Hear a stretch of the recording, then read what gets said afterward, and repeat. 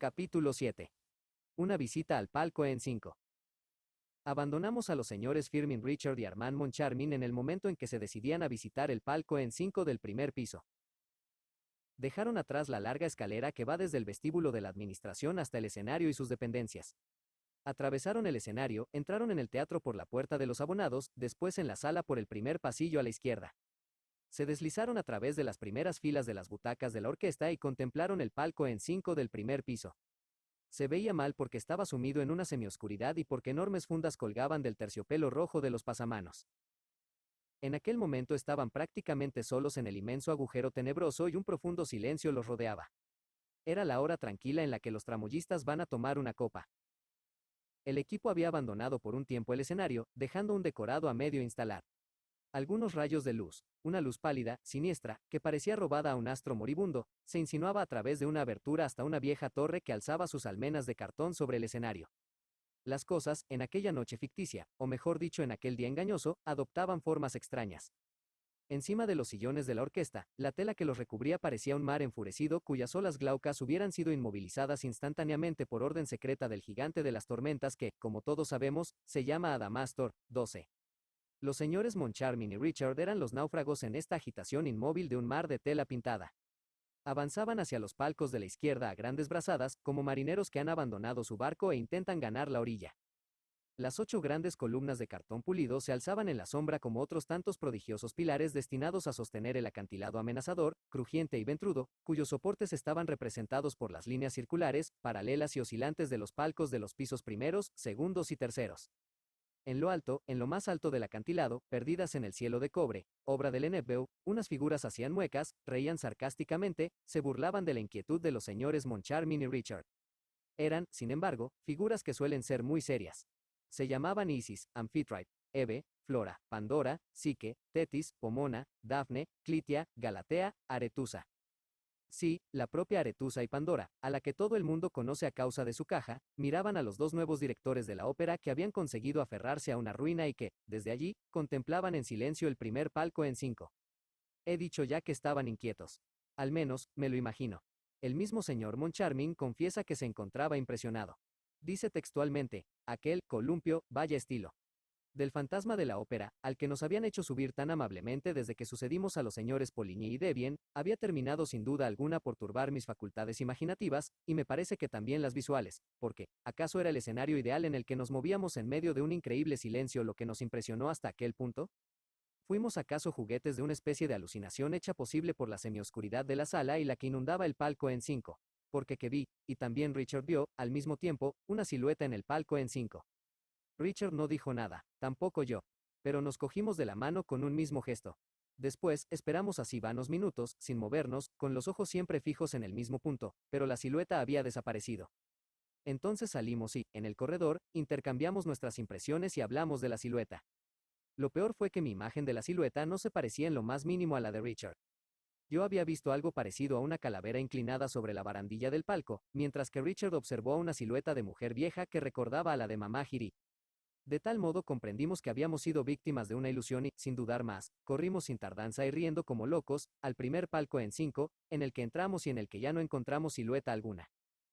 Ahora estamos en el palco en 5. Es un palco como todos los demás palcos del primer piso.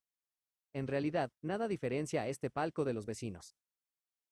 Moncharmin y Richard, burlándose ostensiblemente y riéndose el uno del otro, movían los muebles del palco, levantaban las fundas y los sillones, y examinaban en particular aquel en el que la voz tenía costumbre de sentarse. Pero comprobaron que se trataba de un simple sillón que no tenía nada de mágico. En resumen, el palco era uno de los palcos más normales, con su tapicería roja, sus sillones, su alfombra y su pasamanos de terciopelo rojo. Después de haber examinado, de la forma más seria del mundo, la alfombra y de no haber encontrado allí ni en ninguna otra parte nada especial, bajaron a la platea, al palco debajo del palco en 5. En el palco de platea en 5, que está justo en el rincón de la primera salida a la izquierda de las butacas de la orquesta, no encontraron tampoco algo que mereciese ser señalado. Toda esa gente se burla de nosotros, terminó exclamando Firmin Richard. El sábado se representa Fausto, y nosotros dos asistiremos a la representación en el palco en 5. Capítulo 8. donde los señores Firmin Richard y Armand Moncharmin tienen la audacia de representar Fausto en una sala maldita, y del espantoso espectáculo que tuvo lugar en la ópera. El sábado por la mañana, al llegar a su despacho, los directores encontraron una doble carta del F de la O, que rezaba así: Estimados directores, ¿me han declarado acaso la guerra? Si quieren reencontrar la paz, este es mi ultimátum. Contiene de las 4 siguientes condiciones. Primero, devolverme mi palco, y quiero que sea puesto a mi libre disposición a partir de este momento. Segundo, el papel de Margarita lo cantará esta noche Christine Dae. No se preocupen de la Carlota, que estará enferma. Tercero, exijo los buenos y leales servicios de la señora Giry, mi acomodadora, a la que reintegrarán inmediatamente a sus funciones. Cuarto, espero me comuniquen, mediante una carta entregada a la señora Giry, quien me la hará llegar, si aceptan ustedes, como sus predecesores, el pliego de condiciones referente a mi pago mensual. Les informaré más adelante de cómo habrá de efectuarse. De lo contrario, esta noche representarán Fausto en una sala maldita. A buen entendedor. Saludos. F de la O. Empieza a fastidiarme este tipo, a fastidiarme en serio, gritó Richard, mientras levantaba los puños en señal de venganza y los dejaba caer con estruendo sobre la mesa de su despacho. Entretanto, entró Mercier, el administrador. Lachenal querría ver a uno de los señores, dijo. Parece que el asunto es urgente. El buen hombre parece muy alterado. ¿Quién es ese Lachenal?, preguntó Richard. Es al jefe de sus caballerizos. ¿Cómo que el jefe de mis caballerizos? Claro, señor, explicó Mercier. En la ópera hay varios caballerizos, y el señor Lachenal es su jefe. ¿Y qué hace? Se encarga de la dirección de las cuadras. ¿Qué cuadras? Pues las suyas, señor. Las cuadras de la ópera. Pero es que hay cuadras en la ópera. La verdad es no sabía nada. ¿Y dónde están? En los bajos, del lado de la rotonda. Es un servicio muy importante, tenemos 12 caballos. 12 caballos. ¿Y para qué, Dios mío? Pues, para los desfiles de la judía, del profeta, etc. Se necesitan caballos amaestrados y que sepan de tablas. Los caballerizos se encargan de amaestrarlos. El señor Lachenal es muy hábil. Es el antiguo director de las cuadras de Franconi. Muy bien. ¿Pero qué quiere? No lo sé. Jamás lo había visto en semejante estado. Hágalo pasar. El señor Lachenal entra. Lleva una fusta en la mano y se golpea nerviosamente una de sus botas. Buenos días, señor Lachenal, dijo Richard impresionado. ¿A qué debemos el honor de su visita? Señor director, vengo a pedirle que ponga en la calle a toda la cuadra. Pero, ¿cómo? ¿Quiere que ponga en la calle a nuestros queridos caballos? No se trata de los caballos, sino de los palafreneros. ¿Cuántos palafreneros tiene usted, señor Lachenal? 6. 6 palafreneros. Bastaría con 2. Se trata de plazas, lo interrumpió Mercier, que fueron creadas e impuestas por el subsecretario de Bellas Artes. Los ocupan hombres protegidos por el gobierno, y me atrevo a sugerir. El gobierno no me importa, afirmó Richard con una gran energía. No necesitamos a más de 4 palafreneros para 12 caballos. 11, rectificó el jefe de caballerizos. 12, repitió Richard. 11, repitió Lachenal. Ah, el señor administrador me había informado de que tenía usted 12 caballos. Tenía 12, pero no me quedan más que 11 desde que nos han robado a César. Y el señor Lachenal se da un fuerte fustazo en la bota. Nos han robado a César, exclamó el administrador. A César, el caballo blanco del profeta. No hay más que un César, declaró en tono seco el jefe de caballerizos. Estuve 10 años con Franconi y he visto muchos caballos en mi vida. Pues bien, como César no hay más que uno. Y nos lo han robado. ¿Cómo ha sido? No lo sé, nadie sabe nada. Esta es la causa de mi visita. Por eso vengo a pedirle que ponga en la calle a todos los de la cuadra. ¿Y qué dicen sus palafreneros? Tonterías. Unos acusan a los figurantes. Otros pretenden que es el portero de la administración. ¿El portero de la administración? Respondo de él como de mí mismo. Protestó Mercier. Pero, bueno, señor jefe de caballerizos, exclamó Richard, debe tener usted alguna idea. Sí, señor. Si tengo una, declaró de pronto Lachenal, y voy a decírsela. No tengo la menor duda. El señor jefe de caballerizos se acercó a los directores y le susurró en la oreja. Ha sido el fantasma quien ha dado el golpe. Richard se sobresaltó. Ah, con que usted también. Usted también. ¿Cómo? Yo también. Es lo más natural. ¿Pero qué dice usted, señor Lachenal? ¿Pero qué dice usted, señor jefe de caballerizos? Digo lo que pienso, después de lo que he visto. ¿Y qué ha visto, señor Lachenal? Vi, como le estoy viendo a usted, a una sombra negra que montaba un caballo blanco que se parecía a César como dos gotas de agua. ¿Y no corrió tras ese caballo blanco y esa sombra negra? Corrí y llamé, señor director, pero desaparecieron con una rapidez desconcertante y se perdieron en la oscuridad de la galería.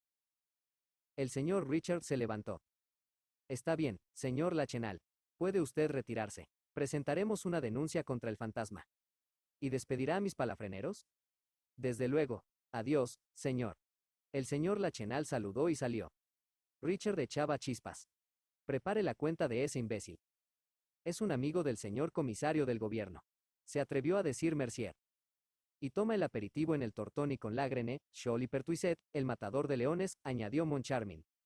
Nos vamos a poner a toda la prensa en contra. Explicará la historia del fantasma y todo el mundo se divertirá a costa nuestra. Si hacemos en ridículo, podemos considerarnos muertos. Está bien, no hablemos más, concedió Richard, que ya estaba pensando en otra cosa. En aquel momento se abrió la puerta, que sin duda no estaba vigilada entonces por su cancerbero, ya que vieron entrar en tromba a mamá Girí con una carta en la mano, y decir precipitadamente: Perdón, mil excusas, señores, pero esta mañana he recibido una carta del fantasma de la ópera. Me dice que me presente a ustedes, que sin duda tienen algo que... No acabó de decir la frase. Vio el rostro de Firmin Richard, y era terrible. El honorable director de la ópera estaba a punto de explotar. El furor que lo agitaba solo se traducía de momento por el color escarlata de su rostro furibundo y por el brillo de sus ojos relampagueantes. No dijo nada. No podía hablar. Pero, de pronto, inició un gesto.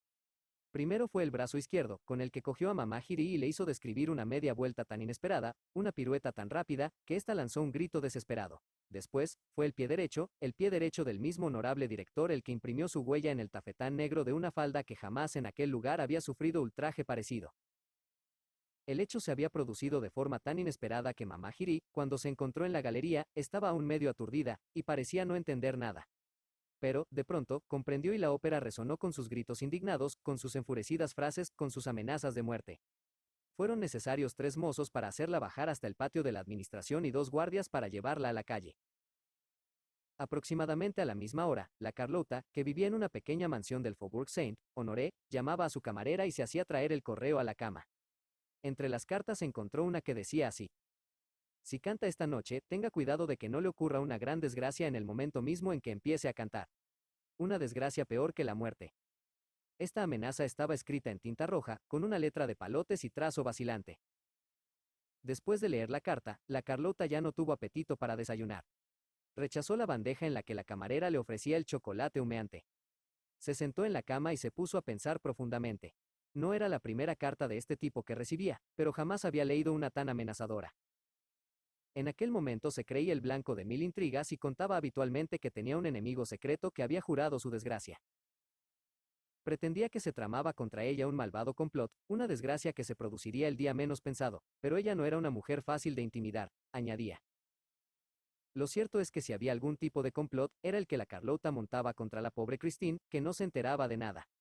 La Carlota no había perdonado a Christine el triunfo que ésta había obtenido al sustituirla de improviso. Cuando se enteró de la extraordinaria acogida que había tenido su suplente, la Carlota se sintió instantáneamente curada de un principio de bronquitis y de un acceso de rabia contra la administración, y abandonó todo proyecto de dejar su puesto. Desde entonces, se había dedicado a trabajar con todas sus fuerzas para ahogar a su rival, obligando a influyentes amigos a presionar a los directores para que no volviesen a dar a Christine la ocasión de obtener un nuevo triunfo. Aquellos periódicos que habían comenzado a alabar el talento de Christine no se ocuparon más que de ensalzar la gloria de la Carlota. Por último, incluso en el teatro mismo, la célebre diva pronunciaba las frases más ultrajantes acerca de Christine e intentaba causarle miles de pequeños disgustos. La Carlota no tenía ni corazón ni alma. No era más que un instrumento. Aunque, hay que decirlo, un maravilloso instrumento. Su repertorio abarcaba todo lo que puede tentar la ambición de una gran artista, tanto en lo que respecta a los maestros alemanes como a los italianos o franceses.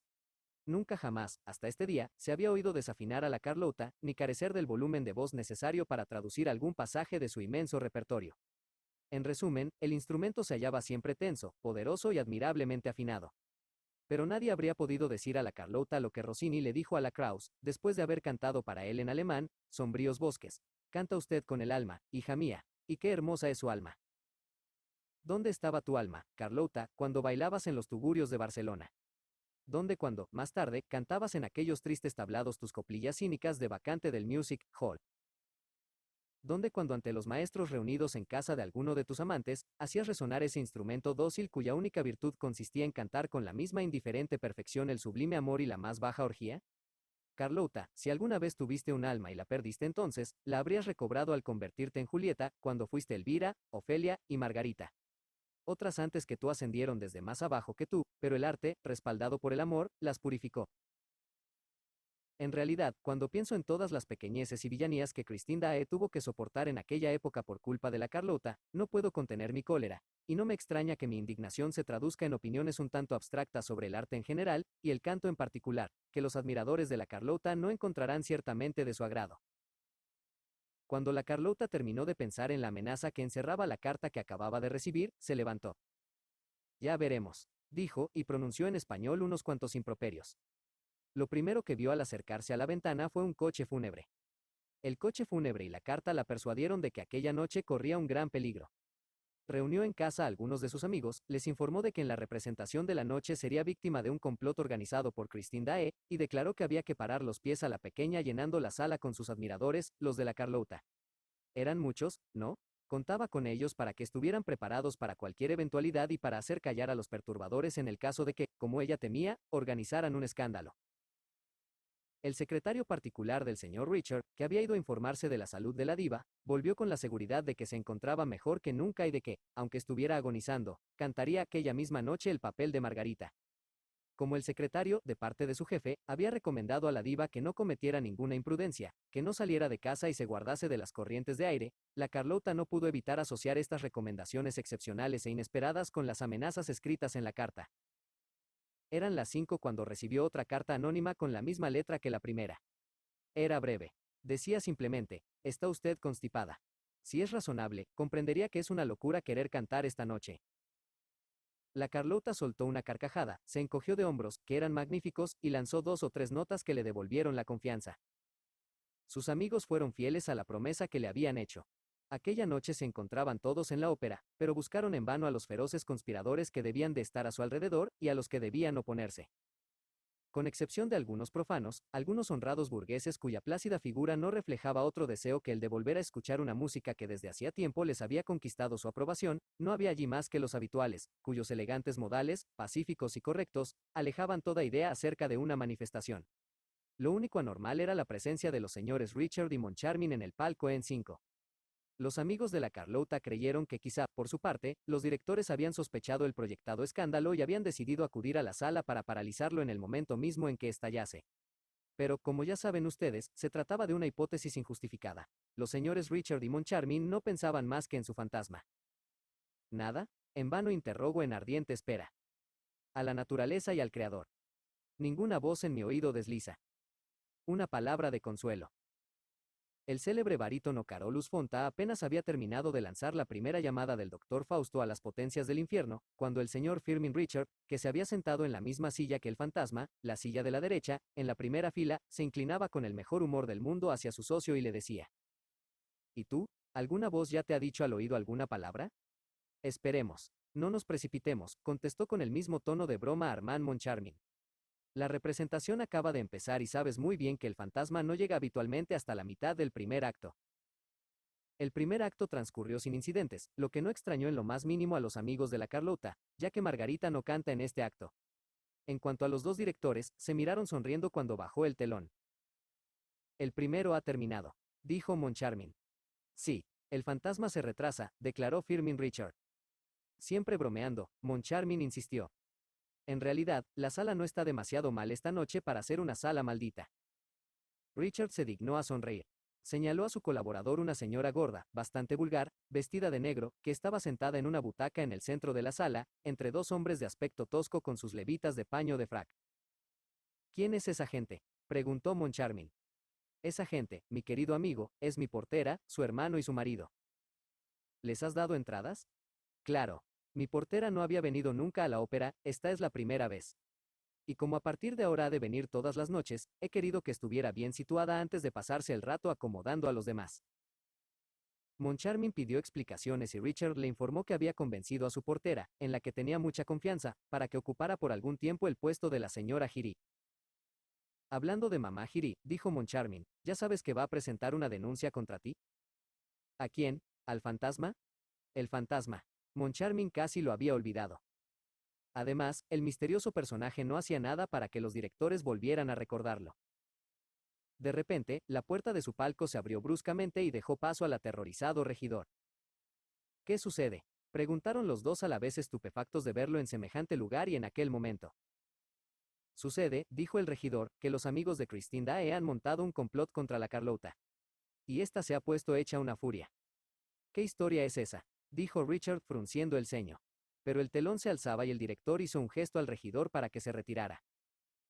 Cuando el administrador hubo abandonado el palco, Moncharmin se inclinó hacia Richard. ¿Tiene, pues, amigos la Daae? Preguntó. Sí, dijo Richard, los tiene. ¿Quiénes? Richard indicó con la mirada un primer palco en el que no había más que dos hombres. ¿El conde de Chagny? Sí, él me la recomendó tan calurosamente que, si no supiera que es amigo de la Sorelli. Vaya, vaya, murmuró Moncharmin. ¿Y quién es ese joven tan pálido sentado a su lado? Es su hermano, el vizconde. Estaría mejor en la cama. Tiene aspecto de estar enfermo. Alegres cantos resonaban en escena. La embriaguez en música. El triunfo de la bebida. ¿Vino o cerveza? ¿Cerveza o vino? Si lleno está mi vaso. Tanto mejor. Estudiantes, burgueses, soldados, muchachas y matronas con el corazón alegre, se agitaban ante la taberna con efigie del dios Baco. Siebel hizo su entrada. Christine Daae estaba encantadora disfrazada de hombre. Su fresca juventud, su gracia melancólica, seducían a primera vista. Inmediatamente, los partidarios de la Carlota se imaginaron que iba a ser recibida con una ovación que les confirmaría las intenciones de sus amigos. Esta ovación indiscreta hubiera sido, por otra parte, de una torpeza insigne. No se produjo. Por el contrario, cuando Margarita atravesó la escena y hubo cantado los dos únicos versos de su papel en este segundo acto. No señores, no soy doncella ni hermosa. Y no necesito que se me dé la mano. Estruendosos bravos acogieron a la Carlota. Eran tan imprevistos y tan inútiles, que los que no estaban al corriente de nada se miraban preguntándose qué pasaba. Y el acto terminó sin ningún incidente. Todo el mundo se decía entonces, evidentemente, será en el próximo acto. Algunos que, al parecer, estaban mejor informados que los demás afirmaban que el escándalo iba a iniciarse en la Copa del Rey de Tulle, y se precipitaron hacia la entrada de los abonados para avisar a la Carlota. Los directores abandonaron el palco durante este entreacto para informarse del complot del que les había hablado el administrador, pero volvieron enseguida a su sitio, encogiéndose de hombros y considerando todo ese asunto era una tontería. Lo primero que vieron al entrar fue una caja de bombones ingleses encima del tablero del pasamanos. ¿Quién la había traído? Preguntaron a las acomodadoras, pero nadie pudo decirles nada. Pero, volviéndose de nuevo hacia el pasamanos, vieron esta vez, al lado de la caja de bombones ingleses, unos gemelos. Se miraron. No tenían ganas de reír. Todo lo que la señora Giry les había dicho les volvía a la memoria, y además les parecía que había a su alrededor una extraña corriente de aire. Se sentaron en silencio, realmente impresionados. La escena representaba el jardín de Margarita. Proclamadle mi amor. Llevadle mis votos. Mientras cantaba estos dos primeros versos, con su ramo de rosas y lilas en la mano, Christine, al levantar la cabeza, vio en su palco al vizconde de Chagny y, a partir de aquel instante, a todos les pareció que su voz era menos segura, menos pura, menos cristalina que de costumbre. Algo que no se sabía, ensordecía, dificultaba su canto. Había en ella temblor y miedo. Extraña muchacha, hizo notar casi en voz alta un amigo de la Carlota, situado en la platea. La noche pasada estaba divina y hoy aquí la tienes, le tiembla la voz. Falta de experiencia. Falta de método. Es en vos en quien tengo fe. Hablad vos por mí. El vizconde escondió la cabeza entre las manos. Lloraba. Detrás de él, el conde se mordía con violencia la punta del bigote, alzaba los hombros y fruncía las cejas. Para traducir mediante tantos signos exteriores sus sentimientos íntimos, el conde, siempre tan correcto y tan frío, debía estar furioso. Lo estaba. Había visto regresar a su hermano de un rápido y misterioso viaje en un estado de salud alarmante. Las explicaciones que habían seguido tuvieron sin duda la virtud de tranquilizar al conde quien, deseoso de saber a qué atenerse, había pedido una entrevista a Christine Daae. Esta había tenido la audacia de contestarle que no podía recibirle, ni a él ni a su hermano. Creyó que se trataba de una abominable maquinación.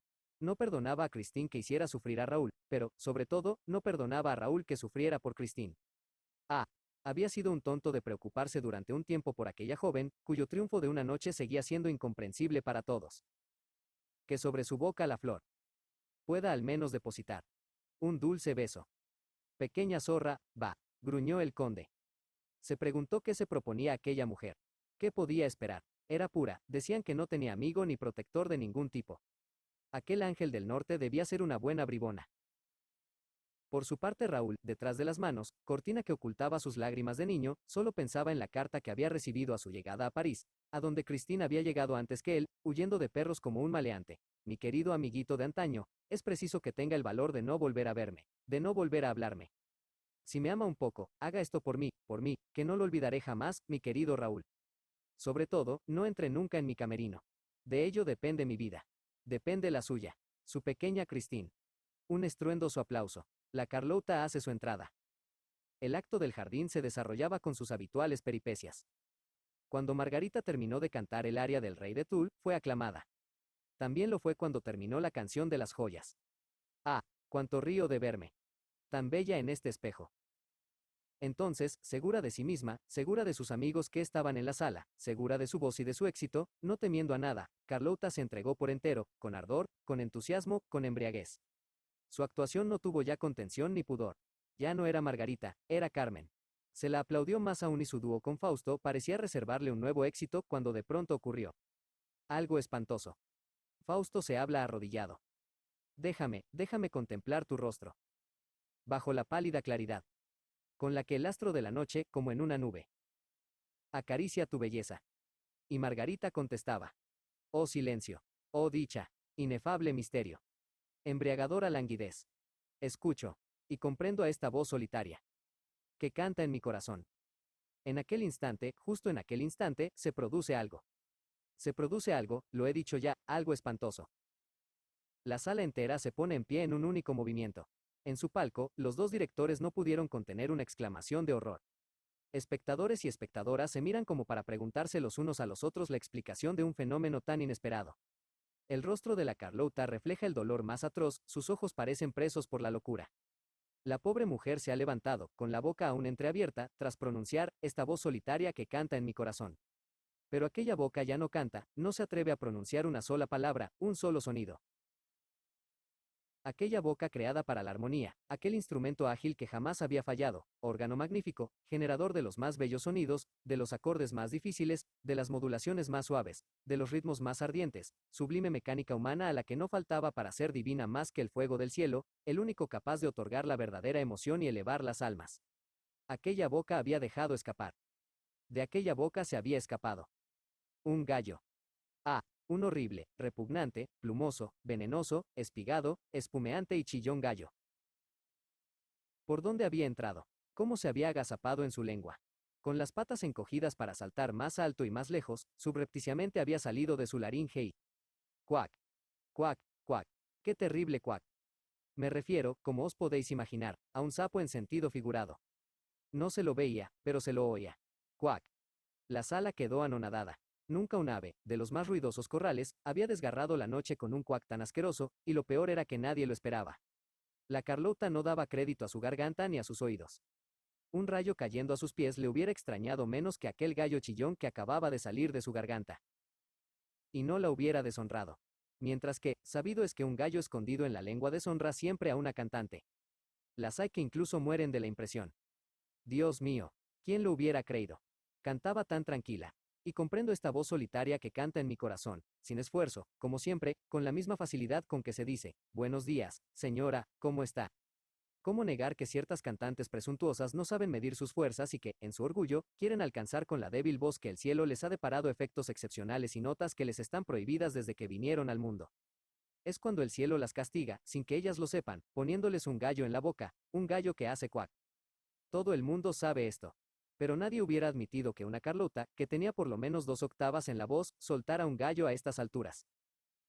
No podían olvidarse sus estridentes sobreagudos, sus staccati inauditos en la flauta mágica. Se acordaban de Don Giovanni, en la que ella era Elvira, y en la que alcanzó el más estrepitoso triunfo una noche, al dar el si bemol que no podía dar su compañera Doña Ana.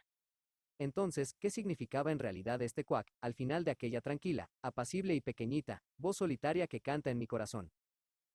No era natural. Tenía que haber un sortilegio. Aquel gallo olía a quemado. Pobre, miserable, desesperada, aniquilada Carlota. En la sala, el rumor iba en aumento. Si semejante aventura le hubiera ocurrido a otra cantante, se la habría silbado. Pero con la Carlota, cuyo perfecto instrumento era conocido de todos, no había irritación, sino consternación y espanto. Lo mismo debieron sentir los hombres que asistieron a la catástrofe que rompió los brazos a la Venus de Milo. Por lo menos aquellos pudieron ver el golpe que rompía la estatua y comprender. Pero, aquí, aquel gallo era incomprensible. De tal modo que, tras unos segundos durante los que el público se preguntaba si realmente la Carlota había oído salir de su propia boca aquella nota. ¿Era, en realidad, una nota aquel sonido? ¿Podía llamarse aquello un sonido?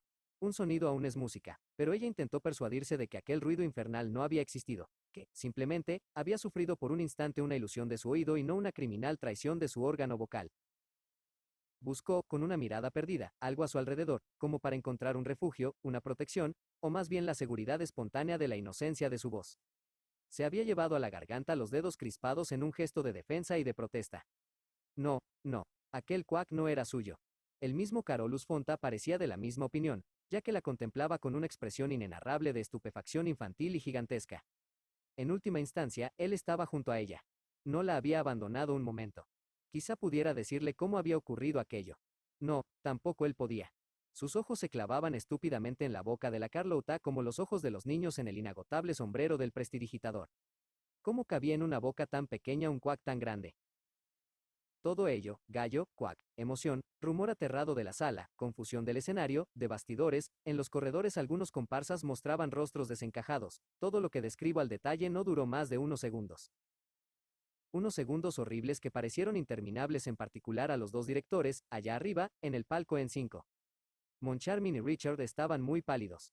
Este episodio inaudito, que seguía siendo inexplicable, los llenaba de una angustia tanto más misteriosa cuanto que, desde hacía un instante, se hallaban bajo la influencia directa del fantasma. Habían sentido su aliento. Algunos pelos de la cabeza de Moncharmin se habían erizado bajo aquel soplo. Y Richard se pasaba el pañuelo por la frente sudorosa. Sí, estaba allí, a su alrededor, detrás de ellos, al lado de ellos, lo sentían sin verlo. Oían su respiración. Y tan cerca de ellos, tan cerca. Se sabe cuando alguien está presente. Pues bien, ahora lo sabían. Estaban seguros de ser tres en el palco. Temblaban. Pensaban en huir. No se atrevían. No se atrevían a hacer el más mínimo movimiento, ni intercambiar una palabra que dieran a entender al fantasma que sabían que se encontraba allí. ¿Qué iba a pasar? ¿Qué iba a ocurrir? Se produjo el Quack. Por encima de los rumores de la sala se oyó su doble exclamación de horror. Se sentían bajo la influencia del fantasma. Inclinados hacia el escenario, miraban a la Carlota como si no la reconocieran. Aquella mujer del infierno debía de haber dado con su Quack la señal de alguna catástrofe. La esperaban en un estado exaltado de tensión. El fantasma lo había prometido. La sala estaba maldita. Sus pechos se agitaban ya bajo el peso de la catástrofe. Se oyó la voz estrangulada de Richard que gritaba a la Carlota. Siga, siga. No, la Carlota no continuó. Volvió a empezar valientemente, heroicamente, el verso fatal en cuyo final había aparecido el gallo. Un silencio espantoso reemplaza al alboroto general. Tan solo la voz de la Carlota llena de nuevo el navío sonoro. Escucho. El público también escucha. Y comprendo esta voz solitaria, cuac. Cuac, que canta en mí. Cuac. El gallo también ha vuelto a empezar. La sala estalla en un prodigioso tumulto. Derrumbados en sus sillones, los dos directores no se atreven siquiera a volverse. No tienen fuerza suficiente. El fantasma se ríe de ellos en sus mismas narices. Y, por fin, oyen en el oído derecho su voz, la imposible voz, la voz sin boca, la voz que dice. Esta noche está cantando como para hacer caer la araña central. En un mismo movimiento, ambos levantaron la cabeza hacia el techo y lanzaron un grito terrible. La araña, la inmensa masa de la araña se deslizaba, iba hacia ellos ante la llamada de aquella voz satánica. Descolgada, la araña caía de las alturas de la sala y se hundía en la platea, entre mil clamores. Aquello fue una avalancha, el sálvese quien pueda general. Mi deseo no es hacer revivir aquí una hora histórica. Los curiosos no tienen más que leer los periódicos de la época. Hubo muchos heridos y una muerta. La araña se había estrellado en la cabeza de la desgraciada que había ido aquella noche por primera vez en su vida a la ópera, aquella a la que Richard había designado para reemplazar en sus funciones de acomodadora a la señora Giry, la acomodadora del fantasma. Murió en el acto, y al día siguiente un periódico publicaba estos titulares: 200.000 kilos sobre la cabeza de una portera. Esta fue toda su oración fúnebre. Capítulo 9. El cupé misterioso. Aquella trágica noche resultó fatídica para todo el mundo. La Carlota había caído enferma. En cuanto a Christine Daae, había desaparecido después de la función.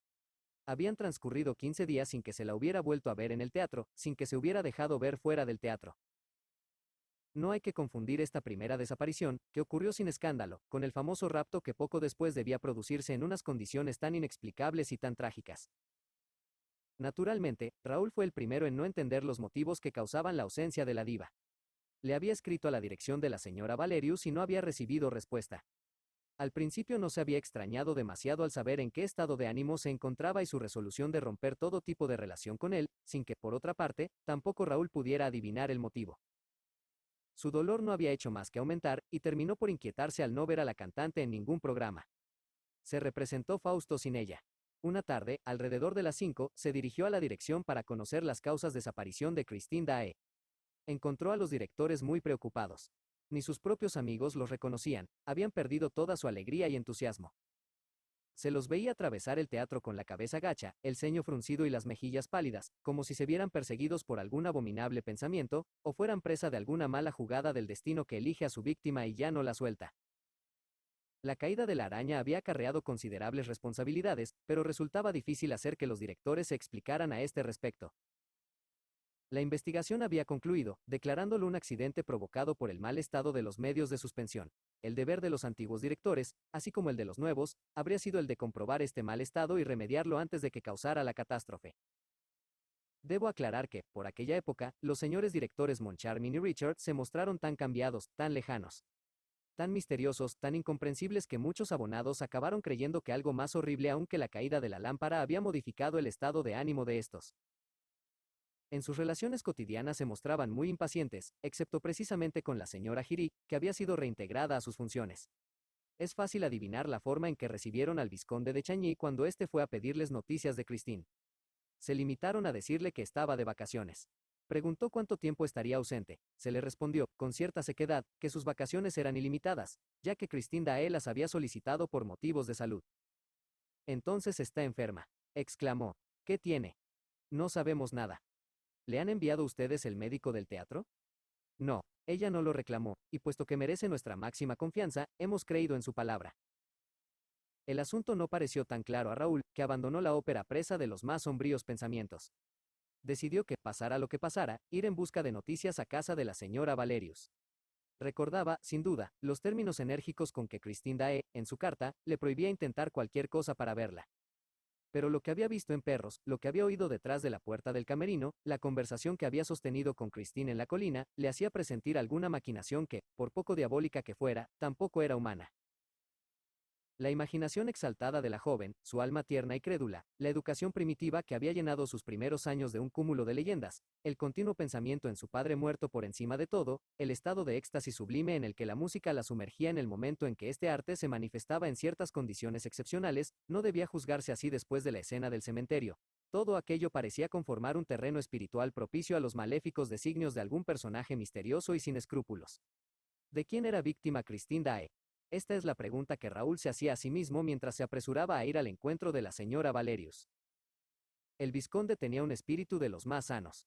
Era, sin duda, poeta y le agradaba la música, en lo que tiene de más etéreo, y era un gran entusiasta de las viejas leyendas bretonas donde danzan las corrigans, y, por encima de todo, estaba enamorado de aquella pequeña hada del norte que era Christine Daae. Pero todo esto no impedía que solo creyera en lo sobrenatural en materia de religión y que la historia más fantástica del mundo no fuera capaz de hacerle olvidar que 2 y 2 son 4. ¿Qué le diría la señora Valerius? Temblaba mientras llamaba a la puerta de un pequeño piso de la calle Notre Dame de Victoire. La doncella que una noche le había precedido al salir del camerino de Christine vino a abrirle. Le preguntó si era posible ver a la señora Valerius. La doncella le contestó que se encontraba enferma en su lecho y que no estaba en condiciones de recibir. Hágale llegar mi tarjeta, dijo. No tuvo que esperar mucho. La doncella volvió y lo introdujo en un saloncito bastante oscuro y sobriamente amueblado, donde los dos retratos, el del profesor Valerius y el del viejo Daae, se encontraban frente a frente. La señora le ruega que la disculpe, dijo la doncella. No podrá recibirle más que en su habitación, porque sus pobres piernas ya no la sostienen. 5 minutos después, Raúl era introducido en una habitación a oscuras, donde descubrió inmediatamente, en la penumbra de una alcoba, a la bondadosa figura de la bienhechora de Christine. Ahora los cabellos de la señora Valerius eran completamente blancos, pero sus ojos no habían envejecido. Por el contrario, su mirada nunca había sido tan clara, ni tan pura, ni tan infantil. Señor de Chagny, exclamó alegremente, mientras tendía ambas manos al visitante. Ah, el cielo es quien le envía. Vamos a poder hablar de ella. Esta última frase sonó lúgubre en los oídos del joven. Preguntó enseguida. Señora, ¿dónde está Christine? Y la anciana señora le contestó con toda tranquilidad. Pues está con su genio bienhechor. ¿Qué genio bienhechor? Exclamó el pobre Raúl. Pues el ángel de la música. Consternado, el vizconde de Chagny se dejó caer en una silla. Christine estaba de verdad con el ángel de la música.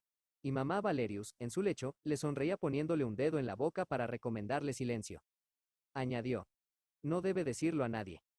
Puede usted confiar en mí. Contestó Raúl sin saber muy bien qué decía, ya que sus ideas acerca de Christine, ya muy confusas, se enturbiaban cada vez más y parecía que todo comenzaba a girar a su alrededor, alrededor de la habitación, alrededor de aquella extraordinaria mujer de cabellos blancos, de ojos de cielo azul pálido, con sus ojos de cielo vacío. Puede usted confiar en mí. Lo sé, dijo la mujer con una risa alegre. Pero, acérquese a mí como cuando era pequeño. Deme las manos como cuando me contaba la historia de la pequeña Lotte que le había contado el señor Dae. Ya sabe que le quiero mucho, Raúl, y Christine también le quiere mucho. Me quiere mucho. Suspiró el joven que ordenaba con dificultad sus pensamientos en torno al genio de la señora Valerius, al ángel del que tan extrañamente le había hablado Christine, a la calavera que había vislumbrado, como en una especie de pesadilla, en las escaleras del altar mayor de perros, y también al fantasma de la ópera, cuyo renombre había alcanzado sus oídos un día en que se había detenido en el escenario a unos pocos pasos de un grupo de tramoyistas que reconstruían la descripción cadavérica que había hecho antes de su misterioso fin el ahorcado Joseph Bouquet. Preguntó en voz baja. Señora, ¿qué le hace pensar que Christine me quiere mucho? Ella me hablaba de usted cada día. ¿De veras? ¿Y qué le decía? Me dijo que usted le había declarado su amor. Y la anciana comenzó a reír a carcajadas, enseñando todos los dientes que había conservado celosamente. Raúl se levantó, con la frente enrojecida y sufriendo atrozmente. ¿A dónde va? ¿Quiere hacer el favor de sentarse? ¿Cree que puede dejarme como si nada? ¿Está usted molesto porque me he reído? Le pido perdón. Después de todo, no es culpa suya lo que ha ocurrido. Usted no sabía. Es joven. Y creía que Christine era libre. ¿Christine está comprometida? Preguntó con voz ahogada el desgraciado Raúl. No, claro que no. Claro que no. Sabe muy bien, que Christine, aunque lo quisiera, no puede casarse. ¿Qué? No sé nada de eso. ¿Por qué Christine no puede casarse? Pues por el genio de la música.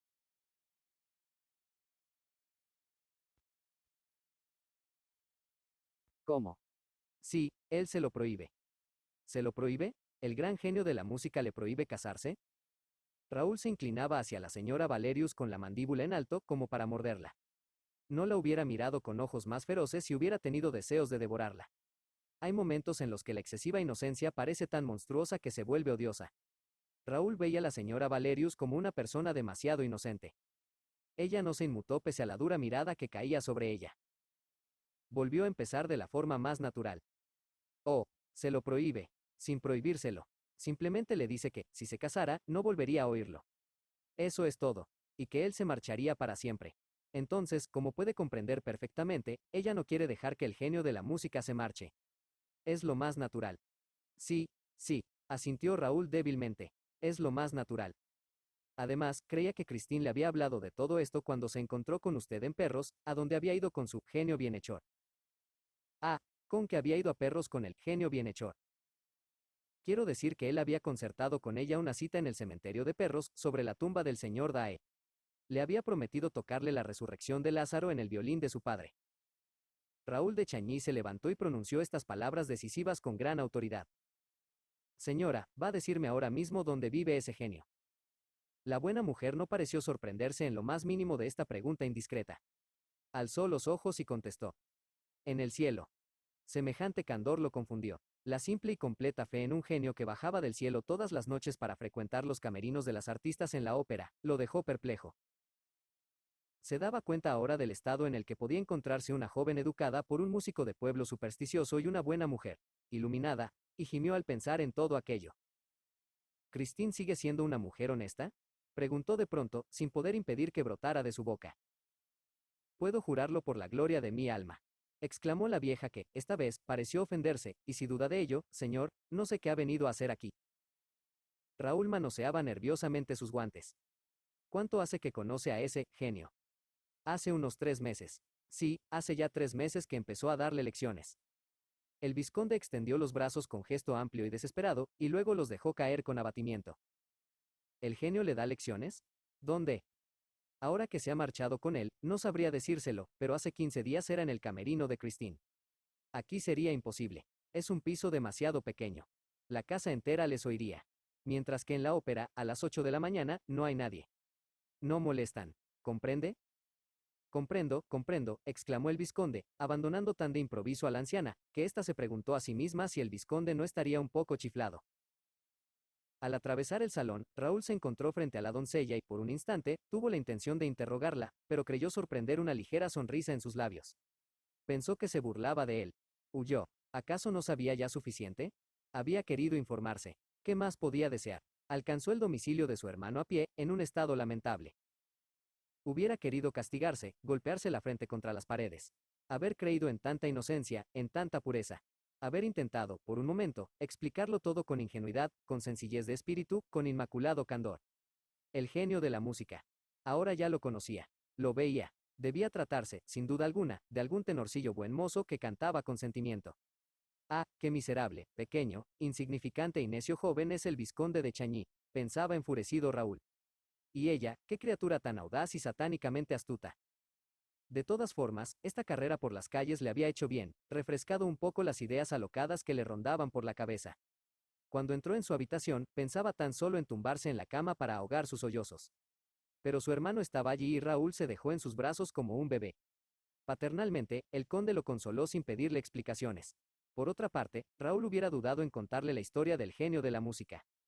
Si hay cosas de las que uno no se vanagloria, hay otras en las que se sufre demasiada humillación al ser compadecido.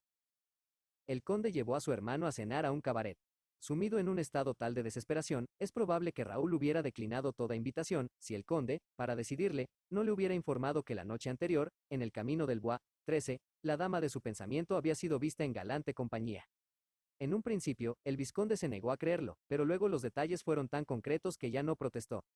A fin de cuentas, ¿no se trataba de la aventura más trivial del mundo? Se la había visto en un coupé con los cristales bajados. Ella parecía aspirar profundamente el aire helado de la noche. Había un maravilloso claro de luna. La habían reconocido perfectamente. En cuanto a su acompañante, tan solo habían distinguido una vaga silueta en la sombra. El carruaje iba al paso por un camino desierto detrás de las tribunas de Longchamp, 14. Raúl se vistió con frenesí, dispuesto ya, para olvidar su tristeza, a lanzarse, como vulgarmente se dice, en los torbellinos del placer. Pero, ay, fue más bien un triste comensal y, tras dejar en cuanto pudo al conde, se encontró hacia las 10 de la noche en un coche de alquiler detrás de las tribunas de Longchamp. Hacía un frío de perros. La carretera parecía desierta y muy iluminada bajo la luna. Dio al cochero la orden de esperarle pacientemente en un rincón de una pequeña avenida adyacente y lo más disimuladamente posible comenzó a caminar. No hacía aún media hora que estaba dedicándose a este sano ejercicio, cuando un carruaje, que venía de París, giró al final de la carretera y, tranquilamente, al paso de su caballo se dirigió hacia donde Raúl estaba. Pensó inmediatamente, es ella. Y su corazón comenzó a latir con golpes sordos, como los que ya había en su pecho cuando oyó la voz de hombre detrás de la puerta del camerino. Dios mío, cuánto la amaba. El carruaje seguía avanzando. Él permanecía inmóvil. Esperaba. Si se trataba de ella, estaba decidido a saltar a la cabeza de los caballos. Costara lo que costara, quería tener una conversación con el ángel de la música. Algunos pasos más y el coupé iba a pasar frente a él. No dudaba en absoluto de que fuera ella. Una mujer, en efecto, asomaba su cabeza por la ventanilla. Y, de repente, la luna la iluminó con una pálida aureola. Christine. El sagrado nombre de su amor le brotó de los labios y del corazón. No pudo retenerlo. Dio un salto para retenerlo, ya que aquel nombre, arrojado a la cara de la noche, había sido como la señal esperada de una embestida furiosa del carruaje, que pasó ante él sin que tuviera para poner en ejecución su proyecto. El cristal de la puerta había vuelto a cerrarse. La silueta de la joven había desaparecido. Y el coupé, tras el que corría, no era ya más que un punto negro sobre la carretera blanca. Siguió llamándola, Christine, Christine. Nadie le contestó. Se detuvo en medio del silencio. Lanzó una mirada desesperada al cielo, a las estrellas. Golpeó con el puño su pecho inflamado. La amaba y no era correspondido. Con la vista nublada observó aquella carretera desolada y fría, la noche pálida y muerta. No había nada más frío, nada más muerto que su corazón. Había amado a un ángel y despreciaba a una mujer. ¿Cómo se ha reído de ti, Raúl, la pequeña hada del norte? ¿No ves que resulta inútil tener una mejilla tan fresca, una frente tan tímida y dispuesta siempre a cubrirse de un velo rosa de pudor, si luego se pasea en la noche solitaria, en el interior de un cupé de lujo, en compañía de un misterioso amante? ¿No tendrían que haber límites sagrados para la hipocresía y la mentira? ¿Acaso deben tenerse los ojos claros de la infancia cuando se tiene el alma de una cortesana? Ella había pasado de largo sin contestar a su llamada. Pero también, ¿por qué había tenido él que cruzarse en su camino? ¿Con qué derecho había alzado de repente el reproche de su presencia ante ella, que no le pedía nada más que el olvido? Vete. Desaparece. No cuentas. Pensaba en morir y tenía 20 años. Su criado le sorprendió por la mañana sentado en la cama. No se había desnudado y el criado temió alguna desgracia al verlo, tal era la desolación de su rostro. Raúl le arrancó de las manos el correo que le traía. Había reconocido una carta, un papel, una letra.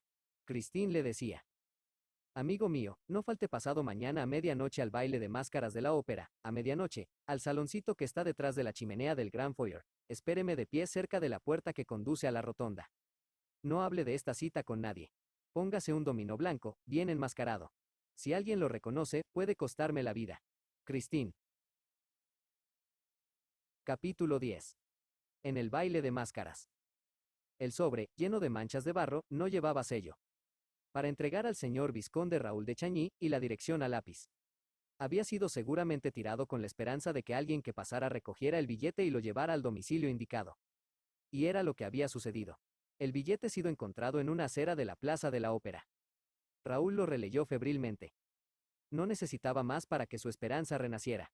La sombría imagen, que por un momento se había hecho una Christine olvidada de sus obligaciones con ella misma, dejó paso a la primera idea que había tenido de una desgraciada niña inocente, víctima de una imprudencia, y de su sensibilidad excesiva. ¿Hasta qué punto, ahora ya, seguía siendo víctima? ¿De quién se encontraba prisionera? ¿A qué abismos la habían arrastrado? Se preguntaba todo esto con angustia muy cruel. Pero este mismo dolor le parecía soportable comparado con el delirio en el que le sumía la idea de una Christine hipócrita y mentirosa. ¿Qué había sucedido? ¿Qué influencia había sufrido? ¿Qué monstruo la había hechizado, y con qué armas? ¿Con qué armas podía ser a no ser las de la música? Sí, sí, cuanto más pensaba, más se persuadía de que sería por este lado donde descubriría la verdad. ¿Había olvidado acaso el tono con el que ella le había dicho, en Perros, que había recibido la visita del enviado celeste? Y la misma historia de Christine, en aquellos últimos tiempos, ¿acaso no debía ayudarle a aclarar las tinieblas en las que se debatía? Había ignorado la esperanza que se había apoderado de Christine después de la muerte de su padre y el desprecio que había sentido por todas las cosas de la vida, incluso por su arte. Había pasado por el conservatorio como una máquina cantante, carente de alma. Y, de repente, había despertado como bajo el influjo de una intervención divina. El ángel de la música había llegado. Canta la Margarita del Fausto y triunfa. El ángel de la música. ¿Quién, pues, se hace pasar a sus ojos como ese maravilloso genio? ¿Quién, pues, conocedor de la leyenda amada del viejo Dae, la utiliza hasta el punto de que la joven no es entre sus manos más que un instrumento sin defensa al que hace vibrar a capricho? Raúl pensaba que una tal circunstancia no era excepcional. Recordaba lo que le había sucedido a la princesa Belmonte, que acababa de perder a su marido, y cuya angustia se había convertido en estupor. Hacía un mes que la princesa no podía hablar ni llorar. Esta inercia física y moral iba agravándose día a día y la debilidad de la razón acarreaba poco a poco la aniquilación de la vida. Cada tarde llevaban a la enferma a los jardines, pero ella no parecía comprender siquiera dónde se hallaba. Raff, el mayor cantante de Alemania, que pasaba por Nápoles, quiso visitar estos jardines atraído el renombre de su belleza. Una de las damas de la princesa rogó al gran artista que cantara, sin dejarse ver, cerca del bosquecillo en el que ella se encontraba tumbada. Raff consintió y cantó una sencilla melodía que la princesa había oído en boca de su marido durante los primeros días de su himeneo. La tonada era expresiva y sugerente. La melodía, las palabras, la admirable voz del artista, todo se unió para remover profundamente el alma de la princesa. Las lágrimas brotaron de sus ojos, lloró, se encontró liberada y quedó convencida de que su esposo, aquella tarde, había bajado del cielo para cantarle la tonada de antaño. Sí, aquella tarde. Una tarde, pensaba ahora Raúl, una única tarde. Pero aquel hermoso engaño no habría resistido a una experiencia repetida. Aquella ideal princesa de Belmonte hubiera terminado por descubrir a Raph detrás del bosquecillo si hubiera venido todas las noches durante 3 meses. El ángel de la música había dado clases a Christine durante 3 meses. ¡Qué profesor tan puntual! Y ahora, por si fuera poco, la paseaba por el bois. Con los dedos crispados sobre el pecho, donde latía su corazón celoso, Raúl se desgarraba la carne. Inexperto, se preguntaba ahora con terror a qué juego lo invitaba la señorita para la próxima mascarada. ¿Hasta qué punto una chica de la ópera puede burlarse de un joven que lo ignora todo del amor? ¡Qué mujer mezquina! De este modo el pensamiento de Raúl iba de un extremo a otro. No sabía ya si debía compadecerse de Christine o maldecirla, y la maldecía y compadecía simultáneamente. Sin embargo, por si acaso, consiguió un traje de dominó blanco. Por fin llegó la hora de la cita. Con el rostro oculto tras un antifaz provisto de largo y espeso encaje, completamente de blanco, el vizconde se encontró muy ridículo con aquel traje de mascaradas románticas. Un hombre de mundo no se disfrazaba para ir al baile de la ópera. Hubiera hecho reír. Una idea consolaba al vizconde. Nadie le reconocería. Además, aquel traje y aquel antifaz tenían una ventaja. Raúl iba a poder pasearse por los salones, como por su casa, solo con el malestar de su alma y a la tristeza de su corazón. No le sería necesario fingir. Era superfluo componer una expresión acorde con el disfraz, la tenía. Este baile excepcional, antes del martes de carnaval, se organizaba en memoria del aniversario del nacimiento de un ilustre dibujante de las alegrías de antaño, un émulo de Gavarni, cuyo lápiz había inmortalizado a las mascaradas y el descenso de la Corte 15. Se suponía que debía ser más alegre, más ruidoso, más bohemio que la mayoría los bailes de carnaval. Muchos artistas se habían dado cita seguidos de todo un séquito de modelos y pintores que, hacia medianoche, comenzarían a armar un gran bullicio. Raúl subió la gran escalinata a las 12:05. No se detuvo a observar cómo se distribuían a su alrededor los trajes multicolores por los peldaños de mármol, en uno de los decorados más suntuosos del mundo. No se dejó abordar por ninguna máscara alegre, no contestó a ninguna broma y esquivó la familiaridad acaparadora de varias parejas que estaban ya demasiado alegres. Tras atravesar el gran foyer y escapar de una farándula que lo había aprisionado por un momento, penetró por fin en el salón indicado en el billete de Christine. Allí, en tan poco espacio, había una multitud de gente, ya que se trataba del punto de reunión en el que se encontraban todos los que iban a cenar a la rotonda o que volvían de tomar una copa de champán. El tumulto era despreocupado y alegre. Raúl pensó que Christine había preferido, para la misteriosa cita, aquella muchedumbre a un lugar aislado. Aquí, bajo la máscara, se encontraban más escondidos. Se aproximó a la puerta y esperó. No tuvo que esperar mucho. Pasó un dominó negro que rápidamente le apretó la punta de los dedos. Comprendió que era ella. La siguió. ¿Es usted Christine?, preguntó entre dientes. El dominó se volvió con presteza y se llevó el dedo a los labios para recomendarle sin duda que no repitiera su nombre. Raúl la siguió en silencio. Temía perderla después de haberla encontrado de nuevo en aquellas extrañas circunstancias. Ya no sentía ningún tipo de odio contra ella. No dudaba siquiera de que ella no tenía nada que reprocharse, por muy extraña e inexplicable que pareciera su conducta. Estaba dispuesto a todas las renuncias, a todos los perdones, a todas las cobardías. La amaba, y seguramente conocería dentro de poco la razón de aquella ausencia tan singular. De tanto en tanto, el dominó negro se volvía para asegurarse de que el dominó blanco lo seguía. Mientras Raúl volvía a atravesar de esta manera el gran foyer, no pudo por menos que fijarse, entre la muchedumbre, en un grupo, en medio de los otros que se dedicaban a las más locas extravagancias, que rodeaba a un personaje cuyo aspecto extraño y macabro causaba sensación. Este personaje iba totalmente de escarlata con un inmenso sombrero de plumas encima de una calavera. ¡Qué espléndida imitación de una calavera! Los diletantes que se apiñaban a su alrededor lo admiraban, lo felicitaban. Le preguntaban qué maestro, en qué estudio, frecuentado por Plutón, le habían hecho, dibujado, maquillado, una calavera tan hermosa. La Camarde, 16, misma debió posar como modelo. El hombre de la calavera, de sombrero de plumas y traje escarlata, arrastraba tras él un amplio manto de terciopelo rojo, cuya cola se deslizaba majestuosamente por el parqué. En el manto habían bordado con letras de oro una frase que cada uno leía y releía en voz alta: «No me toquéis. Yo soy la muerte roja que pasa». Alguien intentó tocarlo, pero una mano de esqueleto, que salía de una manga púrpura, agarró brutalmente la muñeca del imprudente y este, sintiendo el crujido de los huesos, el apretón arrebatado de la muerte que parecía no iba a soltarlo jamás, lanzó un grito de dolor y de espanto.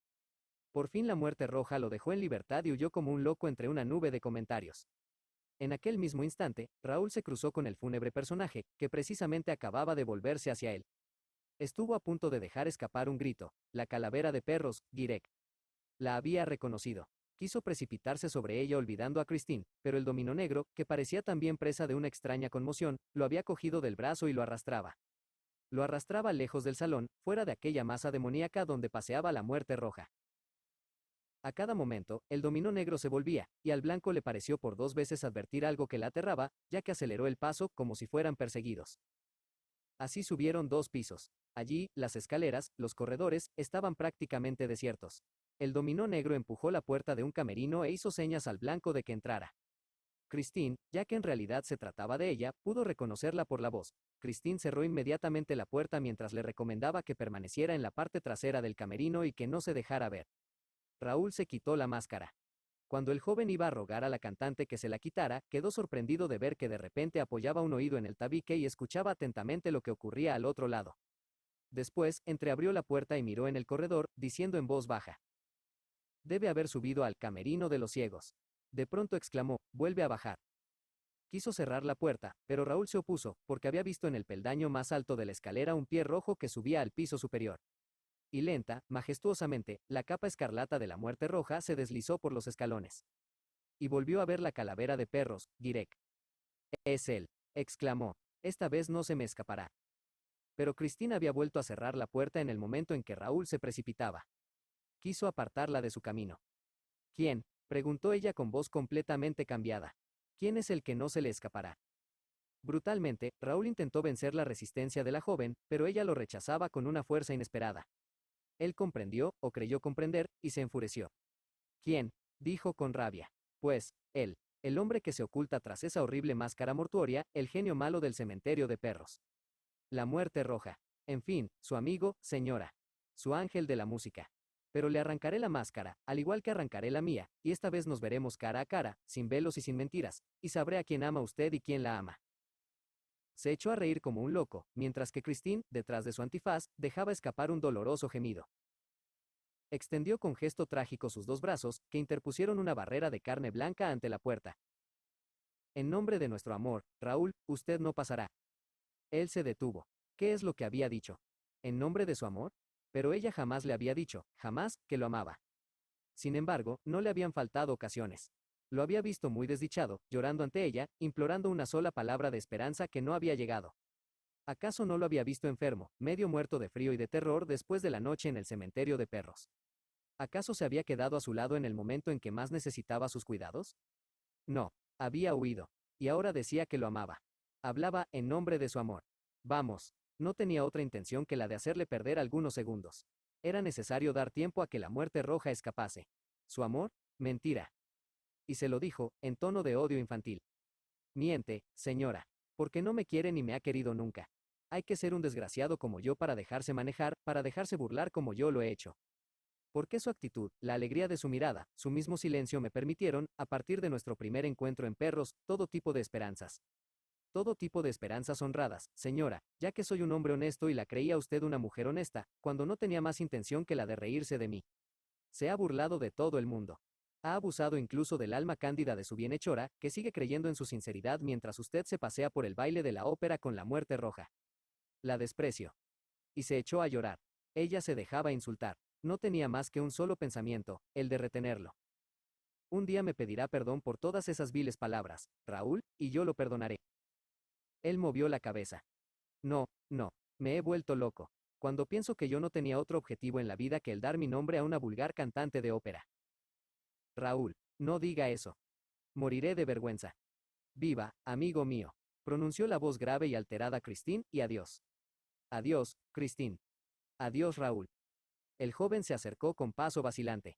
Se atrevió a pronunciar otro sarcasmo. «Oh, supongo que permitirá, sin embargo, que venga a aplaudirle de tanto en tanto». «Ya no volveré a cantar, Raúl.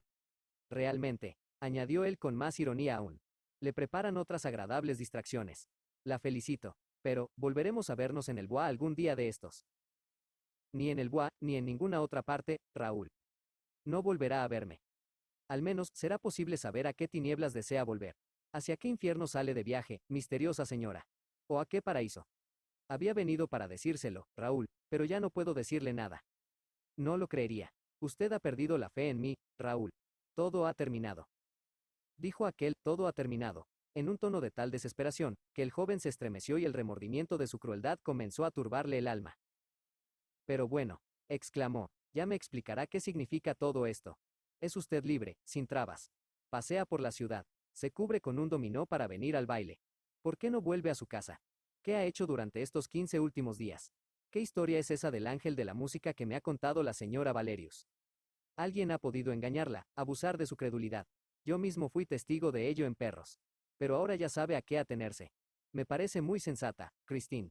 ¿Sabes usted lo que hace? Sin embargo, la señora Valerius continuó esperándola, invocando a su genio bienhechor. Explíquese, Christine, se lo ruego. Se han engañado los otros. ¿Qué comedia es esta? Christine apartó simplemente su máscara y dijo. Es una tragedia, amigo mío.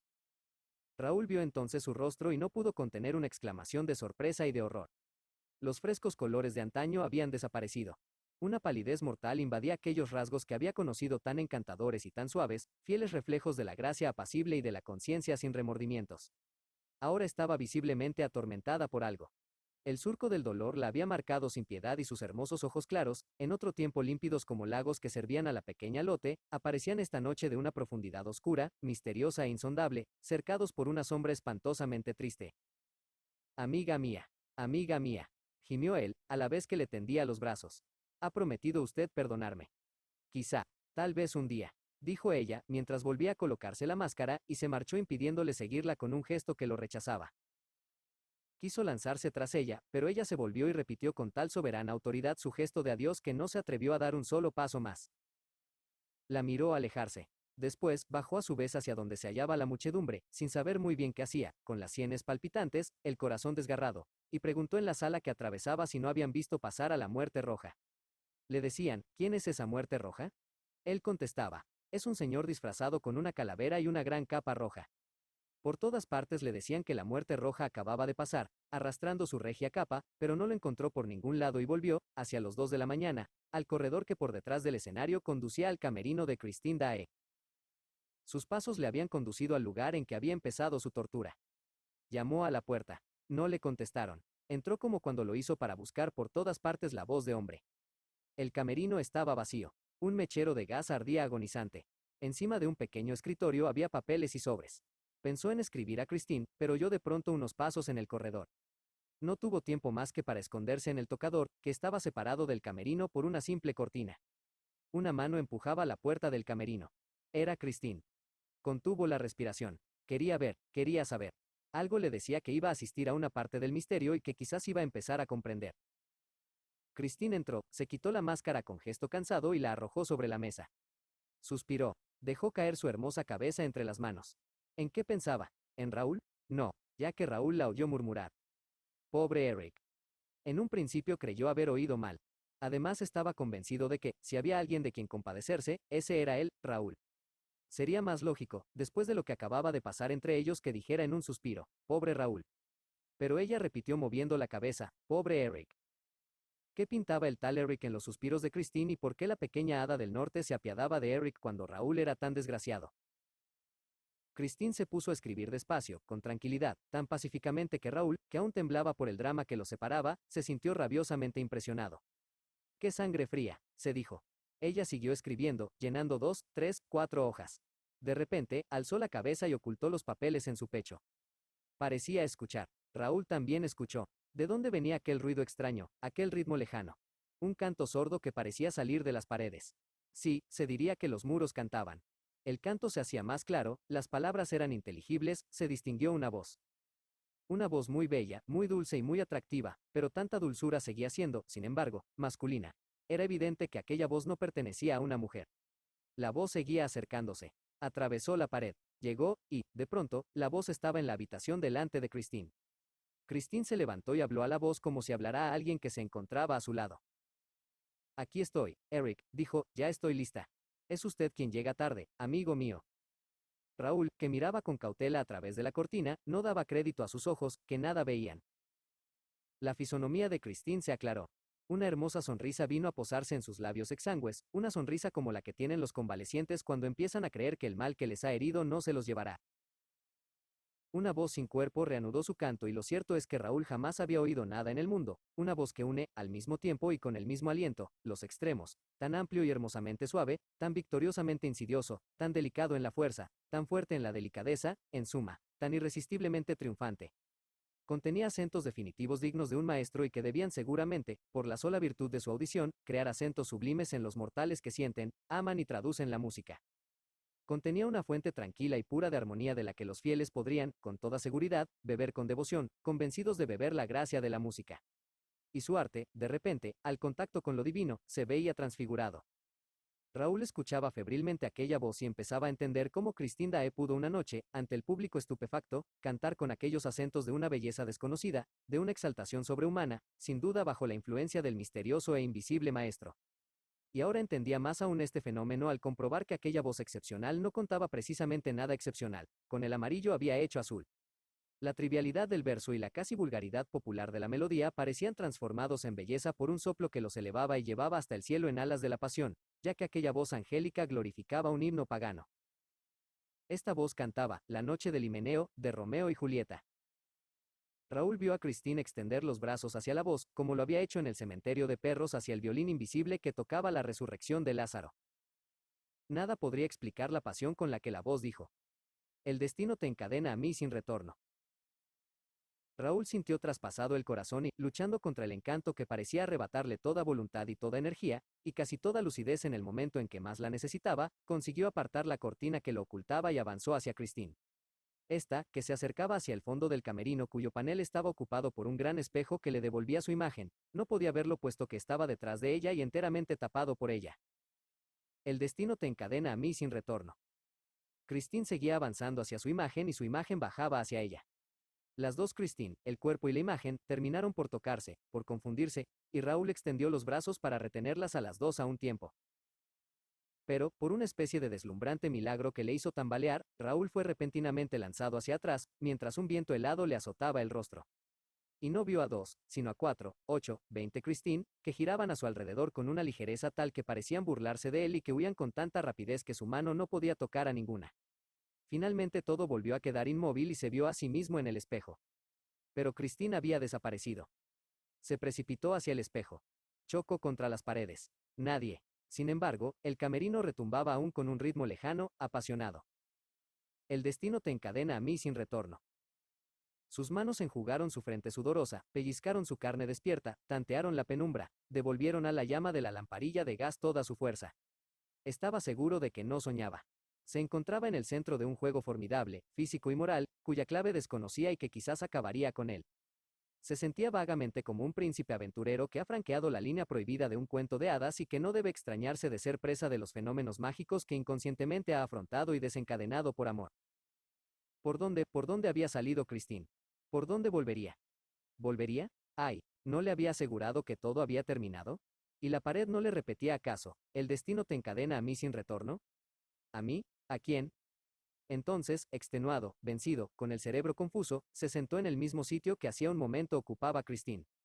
Como ella, dejó caer la cabeza entre las manos.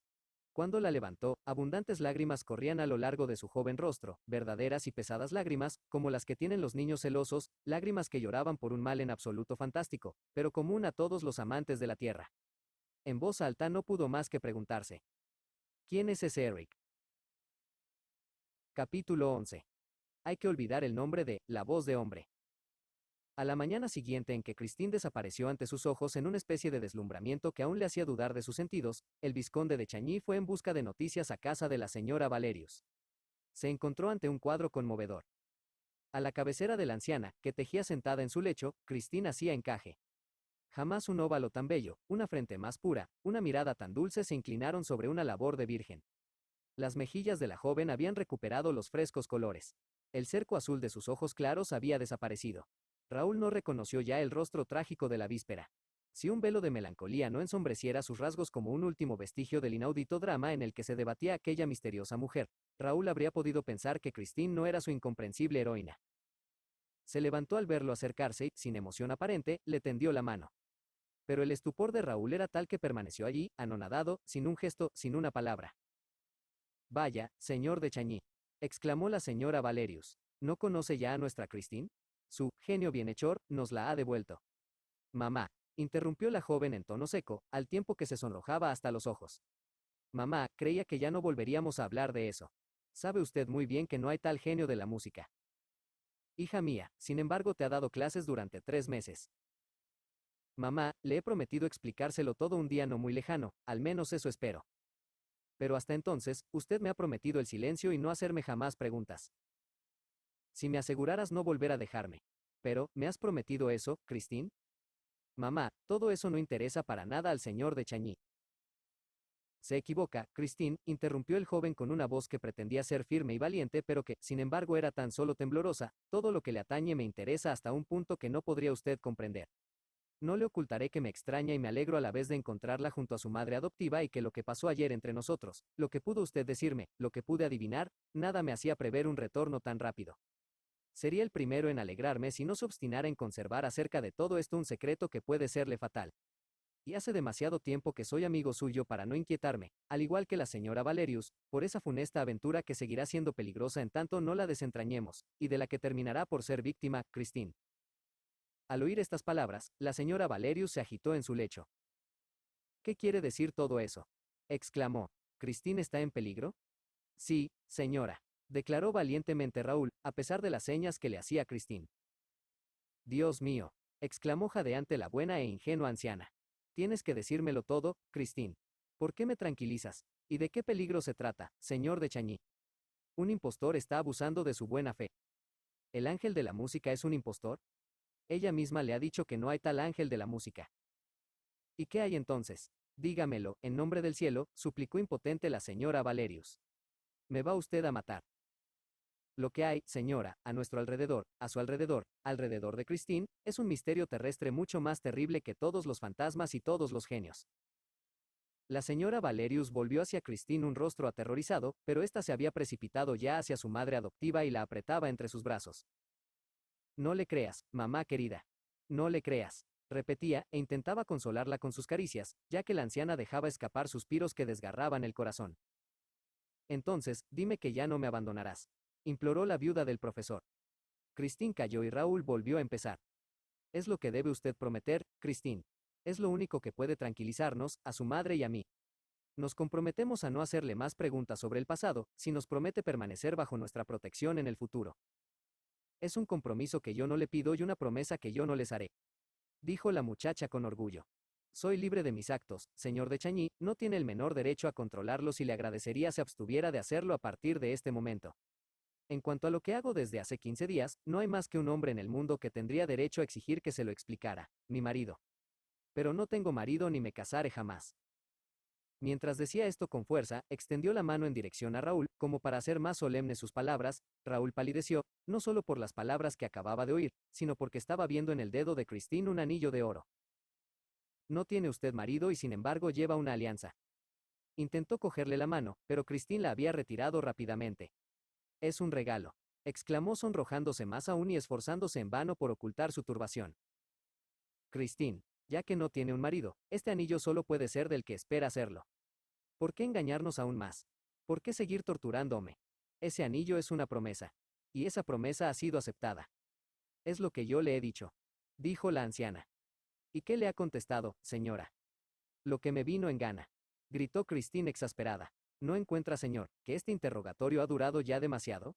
En cuanto a mí, Raúl, muy emocionado, temía obligarla a pronunciar palabras que significaran una ruptura definitiva. La interrumpió. Perdón por haberle hablado así, señorita. Sabe usted bien cuál es el noble sentimiento que hace que me inmiscua en este momento en asuntos que, sin duda, no me incumben.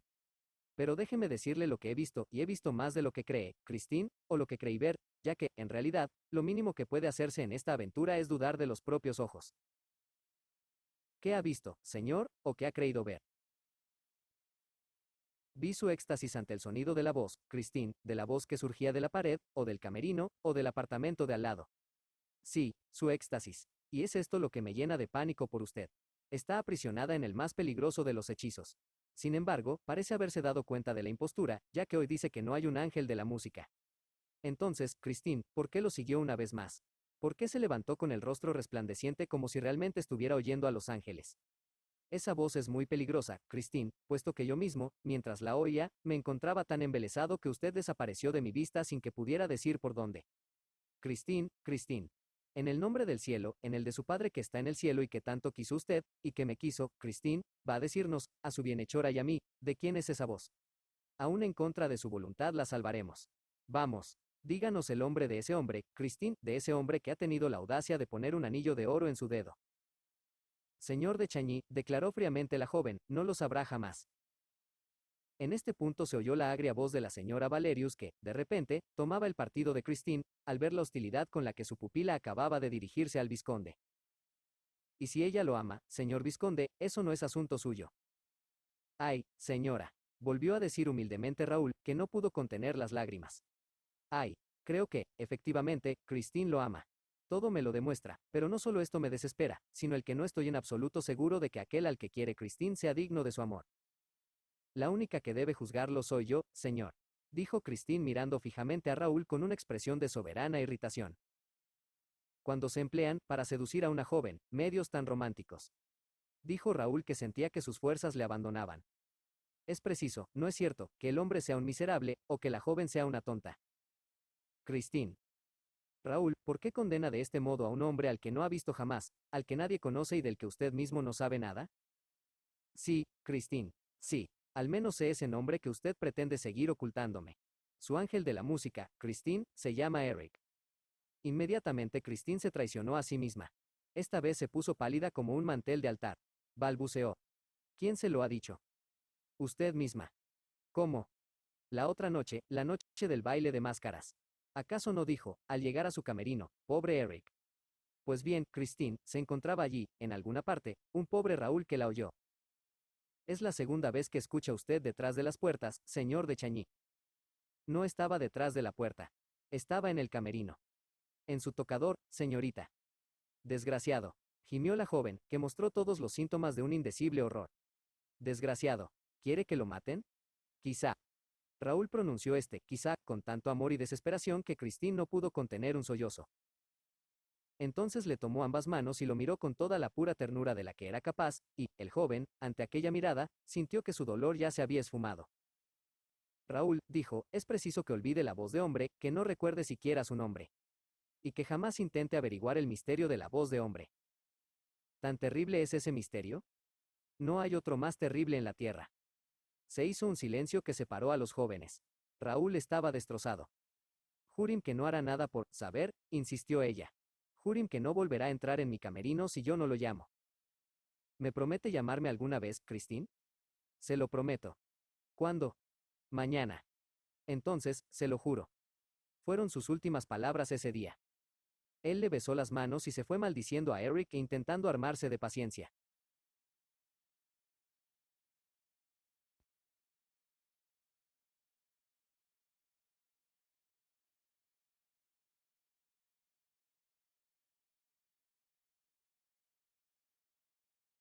Capítulo 12.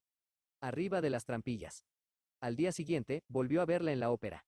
Seguía llevando en el dedo el anillo de oro. Ella fue dulce y buena. Le informó acerca de los proyectos que tenía, de su futuro, de su carrera.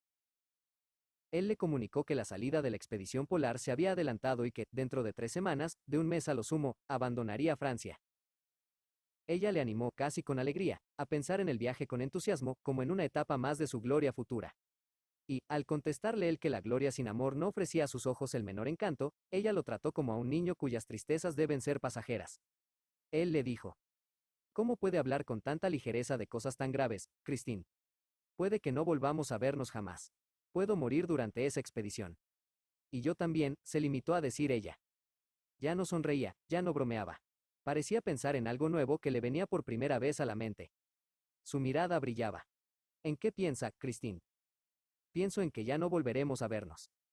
¿Y eso es lo que la pone tan radiante? Y que dentro de un mes tendremos que decirnos adiós. Para siempre. A menos que, Christine, nos casáramos y nos esperáramos para siempre. Ella le tapó la boca con la mano. Calle, Raúl. No se trata de eso, ya lo sabe de sobra.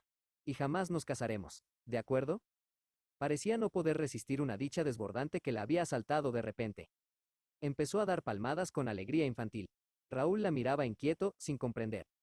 Pero, dijo ella de nuevo, tendiendo las manos al joven, o mejor dicho, dándoselas, como si súbitamente hubiera decidido hacerle un regalo. Pero, aunque no podamos casarnos, sí podemos prometernos. No lo sabrá nadie más que nosotros, Raúl. Han habido casamientos secretos. Raúl, podemos prometernos por un mes. Dentro de un mes, usted se irá y yo podré ser feliz con el recuerdo de este mes durante toda la vida. Estaba entusiasmada con su idea. Y volvió a ponerse seria. Esta, dijo, es una felicidad que no hará daño a nadie. Raúl había comprendido. Se aferró a aquella inspiración. Quiso que inmediatamente se hiciera realidad. Se inclinó ante Christine con humildad sin par y dijo: Señorita, tengo el honor de pedir su mano. Pero si ya tiene las dos, mi querido prometido. Oh, Raúl, qué felices vamos a ser. Vamos a jugar al futuro maridito y a la futura mujercita. Raúl se decía, imprudente. De aquí a un mes habré tenido tiempo de hacérselo olvidar o de penetrar y destruir el misterio de la voz de hombre, y dentro de un mes Christine consentirá en ser mi mujer. Mientras tanto, juguemos. Fue el juego más bonito del mundo y al que se entregaron como los dos niños que eran. Ah, qué cosas maravillosas se dijeron. Y qué juramentos eternos intercambiaron. La idea de que, al cumplir un mes, no habría nadie para poder mantener estas promesas le sumía en una turbación que saboreaban con contradictorias emociones, entre risas y lágrimas. Jugaban, al corazón, igual que otros juegan, a la pelota. La diferencia radicaba en el hecho de que al ser sus propios corazones los que lanzaban, estos debían ser muy hábiles para recibir sin hacerse daño. Un día, era el octavo de juego, el corazón de Raúl se hizo mucho daño y el joven detuvo la partida con estas extravagantes palabras: ya no me marcharé al Polo Norte. Christine, que en su inocencia no había pensado en esta posibilidad, descubrió de repente el peligro del juego y se lo reprochó amargamente. No contestó a Raúl ni una sola palabra y se marchó a su casa. Esto ocurría por la tarde, en el camerino de la cantante, donde acostumbraban a citarse y donde se divertían con meriendacenas de 3 galletas y 2 vasos de oporto ante un ramo de violetas. Por la noche, ella no cantaba. Y él no recibió la carta acostumbrada, pese a que se hubieran dado permiso para escribirse todos los días durante ese mes. Al día siguiente, corrió a casa de la señora Valerius, que le informó de que Christine se había ausentado por 2 días. Se había ido la víspera por la tarde, a las 5, diciendo que no estaría de vuelta hasta pasado mañana. Raúl estaba destrozado. Detestaba a la señora Valerius por haberle comunicado aquella noticia con una tranquilidad que lo dejaba perplejo. Intentó sonsacarle algo, pero era evidente que la buena mujer no sabía nada. Se limitó a contestar a las preguntas desordenadas del joven. Es el secreto de Christine. Y, al decirlo, levantó el dedo con una unción especial que recomendaba discreción y que, al mismo tiempo, pretendía tranquilizar. Bien, muy bien, exclamaba Raúl con enfado mientras bajaba las escaleras corriendo como un loco. Estupendo, veo que las jóvenes están perfectamente protegidas por señoras como la Valerius. ¿Dónde podía encontrarse Christine? 2 días. 2 días menos para su felicidad tan breve. Y, para colmo, por culpa suya. ¿Acaso no habían acordado que él debía partir? Y si su firme intención era la de quedarse, ¿por qué había hablado tan pronto? Se reprochaba su torpeza y fue el más desgraciado de los hombres durante 48 horas, al cabo de las cuales Christine reapareció. Reapareció triunfalmente. Volvió por fin a obtener el mismo éxito que en la velada de gala. A partir de la aventura del gallo, la Carlota no había podido salir a escena. El terror de un nuevo Quack la poseía y le quitaba todos sus recursos, y los lugares que habían sido testigos de su incomprensible derrota se le habían hecho odiosos. Encontró la manera de romper su contrato. Se le rogó a la Dae que temporalmente ocupara el puesto vacante. Un verdadero delirio la acogió en la judía. El vizconde, presente durante aquella velada, fue el único en sufrir escuchando los 1000 ecos de este nuevo triunfo, ya que vio que Christine seguía conservando su anillo de oro. Una voz lejana murmuraba al oído del joven: esta noche sigue llevando el anillo de oro, y tú no has sido quien se lo ha dado. Esta noche ha seguido entregando su alma, y no ha sido a ti. Y la voz continuaba aún: si ella no quiere decirte lo que ha hecho desde hace 2 días, si te esconde su paradero, es preciso que vayas a preguntárselo a Eric. Corrió hacia el escenario. Le interrumpió el paso. Ella lo vio, ya que sus ojos lo buscaban. Le dijo: deprisa, deprisa, venga. Y lo arrastró hasta su camerino sin preocuparse de todos los que celebraban su reciente gloria y que murmuraban ante la puerta cerrada. Esto es un escándalo. Inmediatamente Raúl se arrodilló ante ella. Le juró que se marcharía a la expedición y le suplicó que nunca más le privara de una sola hora de la dicha que le había prometido. Christine dejó correr sus lágrimas. Se besaban como un hermano y una hermana desesperados que acaban de verse amenazados por un dolor común y que vuelven a encontrarse para llorar a un muerto. Súbitamente, se deshizo del dulce y tímido abrazo del joven, pareció escuchar algo que no sabía qué era. Y, con un gesto seco, señaló la puerta a Raúl. Cuando estuvieron en el umbral, le dijo tan bajo que el vizconde apenas adivinó sus palabras. Mañana, mi querido prometido. Y alégrese, Raúl, esta noche he cantado para usted. Él no contestó. Pero, ay, aquellos 2 días de ausencia habían roto el encanto de su dulce mentira. Se miraron en el camerino sin decirse nada, con los ojos tristes. Raúl debía dominarse para no gritar, tengo celos. Tengo celos. Pero ella lo oía de todos modos. Entonces, le dijo. Vamos a pasear, Raúl. El aire nos hará muy bien. Raúl creyó que iba a proponerle una excursión por el campo, lejos de aquel monumento al que detestaba como si se tratara de una cárcel y a cuyo carcelero sentía pasearse a través de las paredes, el carcelero Eric. Pero ella lo condujo al escenario y lo hizo sentar sobre el brocal de madera de una fuente, en la paz y el frescor dudosos de un primer decorado montado para el próximo espectáculo. Otro día paseó con él, cogiéndolo de la mano, por los caminos abandonados de un jardín cuyas plantas trepadoras habían sido cortadas por las manos hábiles de un decorador, como si los verdaderos cielos, las verdaderas flores, la verdadera tierra le estuvieran prohibidos para siempre y estuviera condenada a no respirar otra atmósfera que la del teatro. El joven vacilaba en formularle la menor pregunta porque, al saber que ella no podía contestarle, temía hacerla sufrir inútilmente. De tanto en tanto pasaba un bombero, que vigilaba desde lejos su idilio melancólico. A veces, ella intentaba engañarse y engañarlo acerca de la belleza ficticia de aquel cuadro inventado por la fantasía de los hombres. Su imaginación siempre viva le señalaba colores siempre más deslumbrantes, hasta el punto de que la naturaleza, decía, no podía compararlos. Se exaltaba, mientras Raúl apretaba su mano febril. Ella decía, mire, Raúl, esas murallas, esos bosques, esas glorietas, esas imágenes de tela pintada, todo esto ha visto los amores más sublimes, ya que aquí han sido creados por los poetas, que superan en 100 codos a los hombres vulgares. Dígame, pues, que nuestro amor está bien aquí, Raúl, porque también él ha sido creado, y no es más, él también, que una ilusión. Él, desconsolado, no contestaba. Nuestro amor es demasiado triste en la tierra, vayamos por el cielo. Ya ve qué fácil es aquí. Y lo arrastraba más alto que las nubes, a través del magnífico desorden del telar, y se divertía dándole vértigo al correr delante suyo sobre los frágiles puentes metálicos, entre los miles de cuerdas que se unían a las poleas, a los tornos, a los cilindros, en medio de una verdadera selva aérea de vergas y de mástiles. Cuando él vacilaba, ella le decía con un mohín adorable. ¿Tú, un marino? Después, volvían a bajar a tierra firme, es decir, a un corredor real que les conducía hasta risas, bailes y voces jóvenes amonestadas por otra voz severa. Despacio, señoritas. Vigilen las puntas. Era la clase de baile de las niñas de 6 a 9 o 10 años. Con su corsé escotado, el tutú ligero, el pantaloncito blanco y las medias de color rosa, y trabajan aplicadamente con todos sus piececillos doloridos con la esperanza de convertirse en alumnas de las cuadrillas, corifeos, meritorias, primeras bailarinas envueltas en relucientes diamantes. Mientras, Christine reparte caramelos entre ellas. Otro día le hacía entrar a una amplia sala de su palacio, abarrotada de oropeles, despojos de caballeros, de lanzas, de escudos y penachos, y pasaba revista a los fantasmas de los guerreros inmóviles y cubiertos de polvo. Les arengaba con palabras de consuelo y les prometía que volverían a ver las tardes resplandecientes de luz y los desfiles con música ante las tribunas que los aclamarían. Así lo paseó por todo su imperio, que era ficticio pero inmenso, ya que se extendía a lo largo y ancho de 17 pisos, desde la planta baja hasta el tejado, y estaba habitado por un ejército de extraños personajes. Pasaba entre ellos como una reina popular, animando a los trabajos, sentándose en los talleres, dando sus consejos a las modistas cuyas manos vacilaban al cortar las ricas telas que vestirían a los héroes.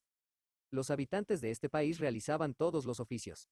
Había zapateros y orfebres. Todos habían aprendido a quererla, porque Christine se interesaba por las preocupaciones y las pequeñas manías de cada uno. Sabía de rincones desconocidos en los que habitaban en secreto viejos matrimonios. Llamaba a su puerta y les presentaba a Raúl como a un príncipe encantador que había pedido su mano y, sentados los dos en algún baúl carcomido, escuchaban las viejas leyendas de la ópera como antaño, en la infancia, habían escuchado los viejos cuentos bretones. Aquellos viejos no se acordaban más que de la ópera. Vivían allí desde hacía muchos años. Las administraciones desaparecidas los habían olvidado, las revoluciones de palacio los habían ignorado. Allí afuera había pasado la historia de Francia sin que ellos se enteraran, y nadie se acordaba de ellos. Así transcurrían aquellos preciosos días, y Raúl y Christine, con el excesivo interés que simulaban por las cosas exteriores, se esforzaban torpemente en ocultarse el único pensamiento de su corazón. Lo cierto era que Christine, que hasta entonces se había mostrado la más fuerte, repentinamente pasó a un estado de extremo nerviosismo que no podía expresar. En sus expediciones, se ponía a correr sin razón, o bien se detenía bruscamente, y su mano, convertida en un trozo de hielo, apretaba la del joven. A veces sus ojos parecían perseguir sombras imaginarias. Gritaba, por aquí, y después, por allí, riendo con una risa temblorosa que terminaba en lágrimas. Entonces Raúl quería hablar, hacerle preguntas a pesar de sus promesas y sus pactos. Pero, antes de que pudiera formular una pregunta, ella contestaba febrilmente. Nada. Le aseguro que, no me pasa nada. Una vez que pasaban ante una trampilla entreabierta en el escenario, Raúl se inclinó sobre el oscuro hueco y dijo. Christine me ha enseñado la parte alta de su imperio, pero he oído extrañas historias acerca de los sótanos. ¿Quiere que bajemos? Al oír esto, lo tomó en sus brazos como si temiera verlo desaparecer por el agujero negro, y le dijo temblando en voz muy baja. Jamás, jamás. Le prohíbo bajar ahí. Además esa parte del reino no me pertenece. Todo lo que está bajo tierra le pertenece. Raúl clavó sus ojos en los de ella y le dijo en tono duro.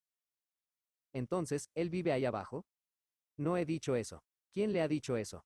Vamos, venga. A veces, Raúl, me pregunto si usted no está loco. Usted siempre oye cosas imposibles. Venga, venga.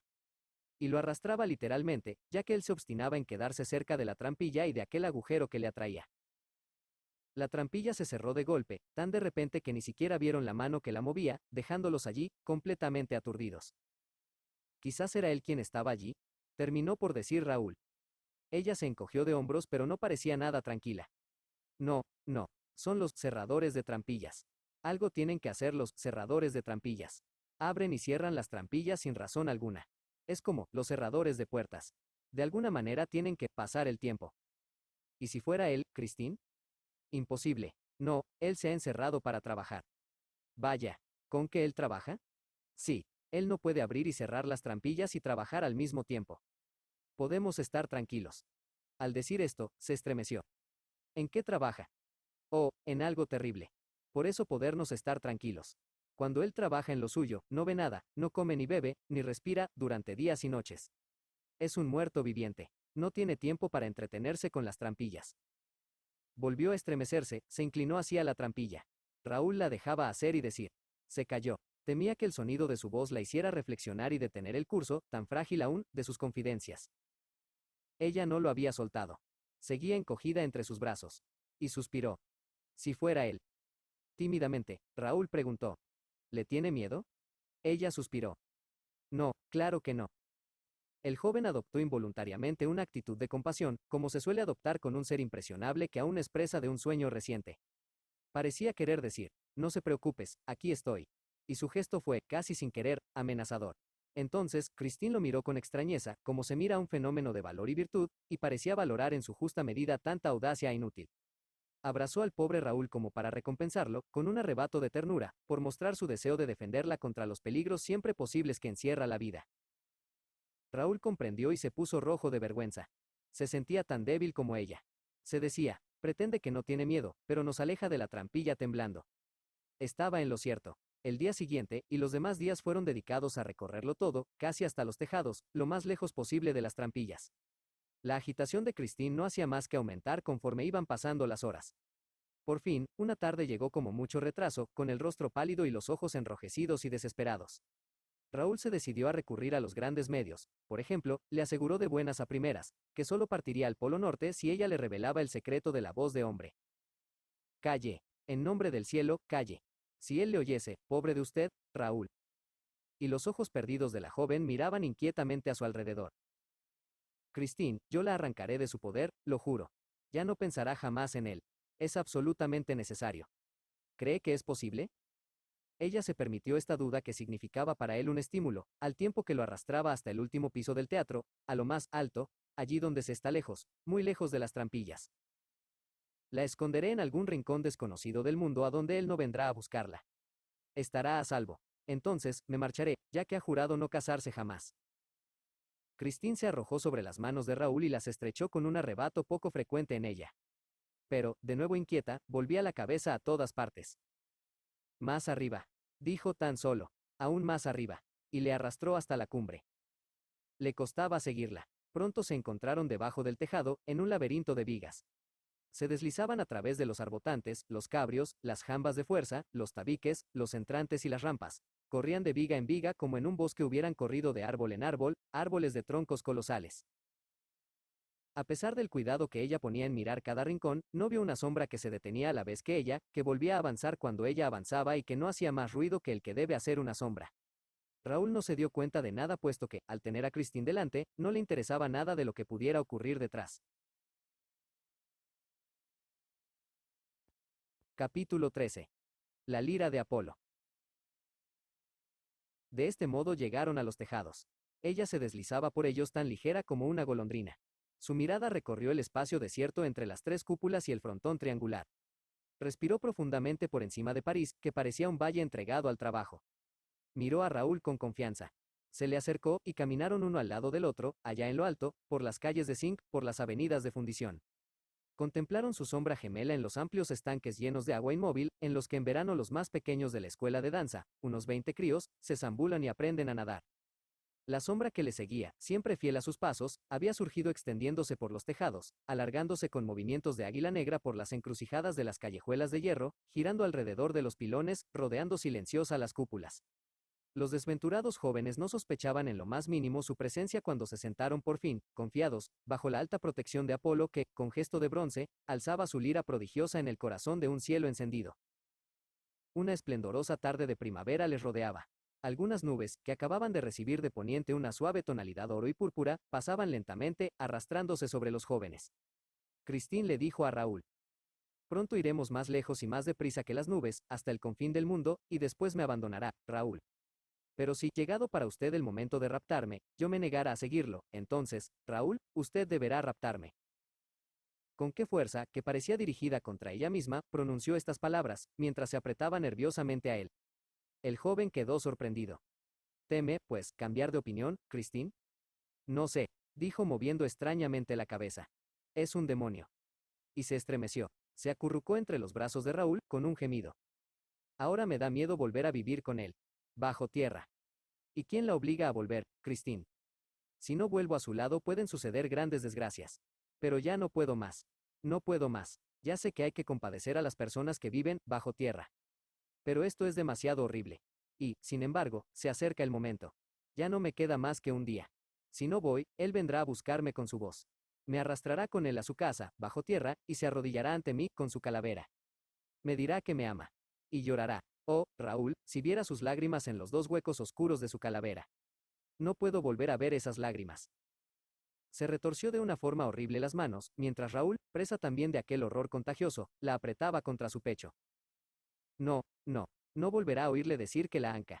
No volverá a ver sus lágrimas. Huyamos. Ahora mismo, Christine, huyamos. Y quería arrastrarla ya. Pero ella le detuvo. No, no, dijo inclinando dolorosamente la cabeza. Ahora no. Sería demasiado cruel. Déjelo oírme cantar una vez más, mañana por la noche. Y después nos iremos. A medianoche irá usted a buscarme a mi camerino, a las 12 en punto. En ese momento me estará esperando en el comedor del lago. Pero nosotros seremos libres y usted me llevará consigo. Incluso si me niego. Debe jurármelo, Raúl. Sé perfectamente que esta vez, si vuelvo, tal vez no regrese jamás. Y añadió, no puede usted comprender. Lanzó un suspiro al que pareció contestar otro suspiro detrás de ella. ¿No ha oído? Le castañeteaban los dientes. No, aseguró Raúl, no he oído nada. Es horroroso, afirmó ella, estar temblando así constantemente. Sin embargo, aquí no corremos ningún peligro. Estamos en nuestra casa, en mi casa, en el cielo, al aire libre, en pleno día. El sol está ardiendo, y a los pájaros nocturnos no les gusta contemplar el sol. Jamás lo he visto a la luz del día. Debe ser horrible, balbuceó mirando a Raúl con ojos perdidos. Ah, la primera vez que le vi creía que él iba a morirse. ¿Por qué? Preguntó Raúl realmente asustado del tono que tomaba aquella extraña y formidable confidencia. ¿Por qué creyó que iba a morir? Porque yo lo había visto. Esta vez Raúl y Christine se volvieron a un tiempo. Por aquí hay alguien que sufre. Dijo Raúl, tal vez un herido. ¿No ha oído? No podría decirlo, declaró Christine, incluso cuando no está, mis oídos están llenos de sus suspiros. Pero si usted lo ha oído. Se levantaron y miraron alrededor de sí. Se encontraban absolutamente solos en el inmenso tejado de plomo. Volvieron a sentarse. Raúl preguntó: ¿cómo lo vio por primera vez? Hacía 3 meses que lo oía sin verlo.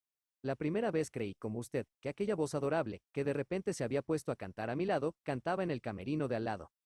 Salí y la busqué por todas partes. Pero mi camerino está muy aislado, como ya sabe, no pude encontrar la voz en otro lugar. En realidad, seguía allí, en mi camerino. Además, no se limitaba a cantar, sino que me hablaba, contestaba mis preguntas como una auténtica voz de hombre, con la diferencia de que era bella como la voz de un ángel. ¿Cómo explicar un fenómeno tan increíble? Yo nunca había dejado de pensar en el ángel de la música, que mi pobre padre había prometido enviarme apenas muriese. Me atreví a hablarle de esta chiquillada, Raúl, porque usted conoció a mi padre, porque él le quiso y porque usted creyó, igual que yo, cuando éramos niños, en el ángel de la música. Por eso estoy segura de que no se sonreirá ni se burlará. Yo conservaba el alma tierna y crédula de la pequeña Lotte y no fue precisamente la compañía de la señora Valerius la que me la hizo perder. Llevé aquella alma inmaculada en mis manos ingenuas e, ingenuamente, la tendí, la ofrecí a la voz de hombre, creyendo ofrecerla al ángel. En cierta manera, la culpa fue también de mi madre adoptiva, a la que no ocultaba yo nada del inexplicable fenómeno. Se apresuró en decirme, debe ser el ángel. En todo caso, siempre puedes preguntárselo. Lo hice, y la voz de hombre me contestó que era en efecto la voz de ángel que esperaba y que mi padre me había prometido al morir. A partir de aquel momento, se estableció una gran intimidad entre la voz y yo, y tuve confianza absoluta en ella. Me dijo que había bajado a la tierra para hacerme experimentar la felicidad suprema del arte eterno, y me pidió permiso para darme clases de música todos los días. Acepté con gran ardor y no faltaba a ninguna de las citas que me daba, a primera hora, en mi camerino, cuando ese rincón de la ópera está totalmente desierto. ¿Cómo explicarle cómo fueron aquellas clases? Ni usted mismo, aunque haya oído la voz, puede hacerse una idea. Lo cierto es que no puedo hacerme una idea, afirmó el joven. ¿Con qué se acompañaba? Con una música que ignoro, que estaba detrás de la pared y era de una precisión incomparable. Además, era como si la voz supiera con exactitud en qué punto de mis clases mi padre me había dejado al morir, y también el simple método que había usado. Y así, recordando, o mejor dicho, al acordarse mi voz de todas las lecciones anteriores y beneficiándome de repente de las que recibía, evolucioné prodigiosamente, y de tal modo que en otras condiciones habría tardado años. Piense que mi salud es bastante delicada, y que mi voz tenía en principio poco carácter. Naturalmente, las cuerdas bajas estaban poco desarrolladas, los tonos agudos eran demasiado duros y los medios confusos. Era aquellos defectos a los que mi padre había combatido y vencido por un instante. Fue a estos defectos a los que la voz venció definitivamente. Poco a poco aumentaba el volumen de los sonidos en proporciones que mi debilidad pasada no me habría permitido esperar. Aprendí a dar el máximo posible de alcance a mi respiración.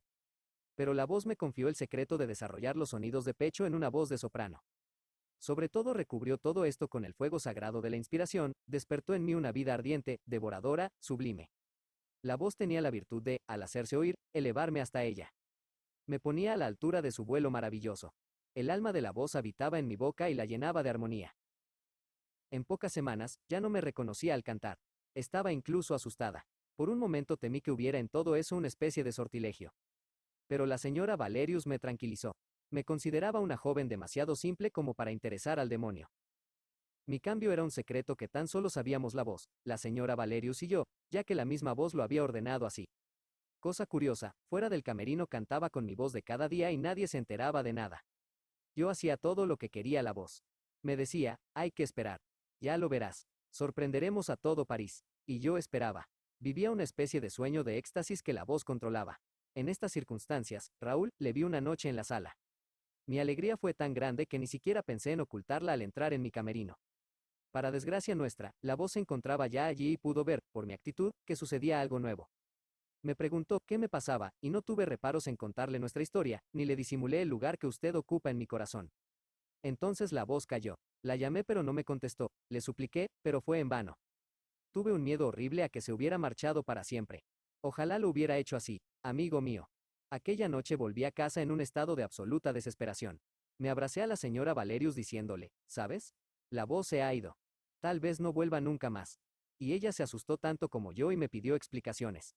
Se lo conté todo. Ella me dijo, por Dios, la voz está celosa. Esto me hizo pensar que yo estaba enamorada de usted. Aquí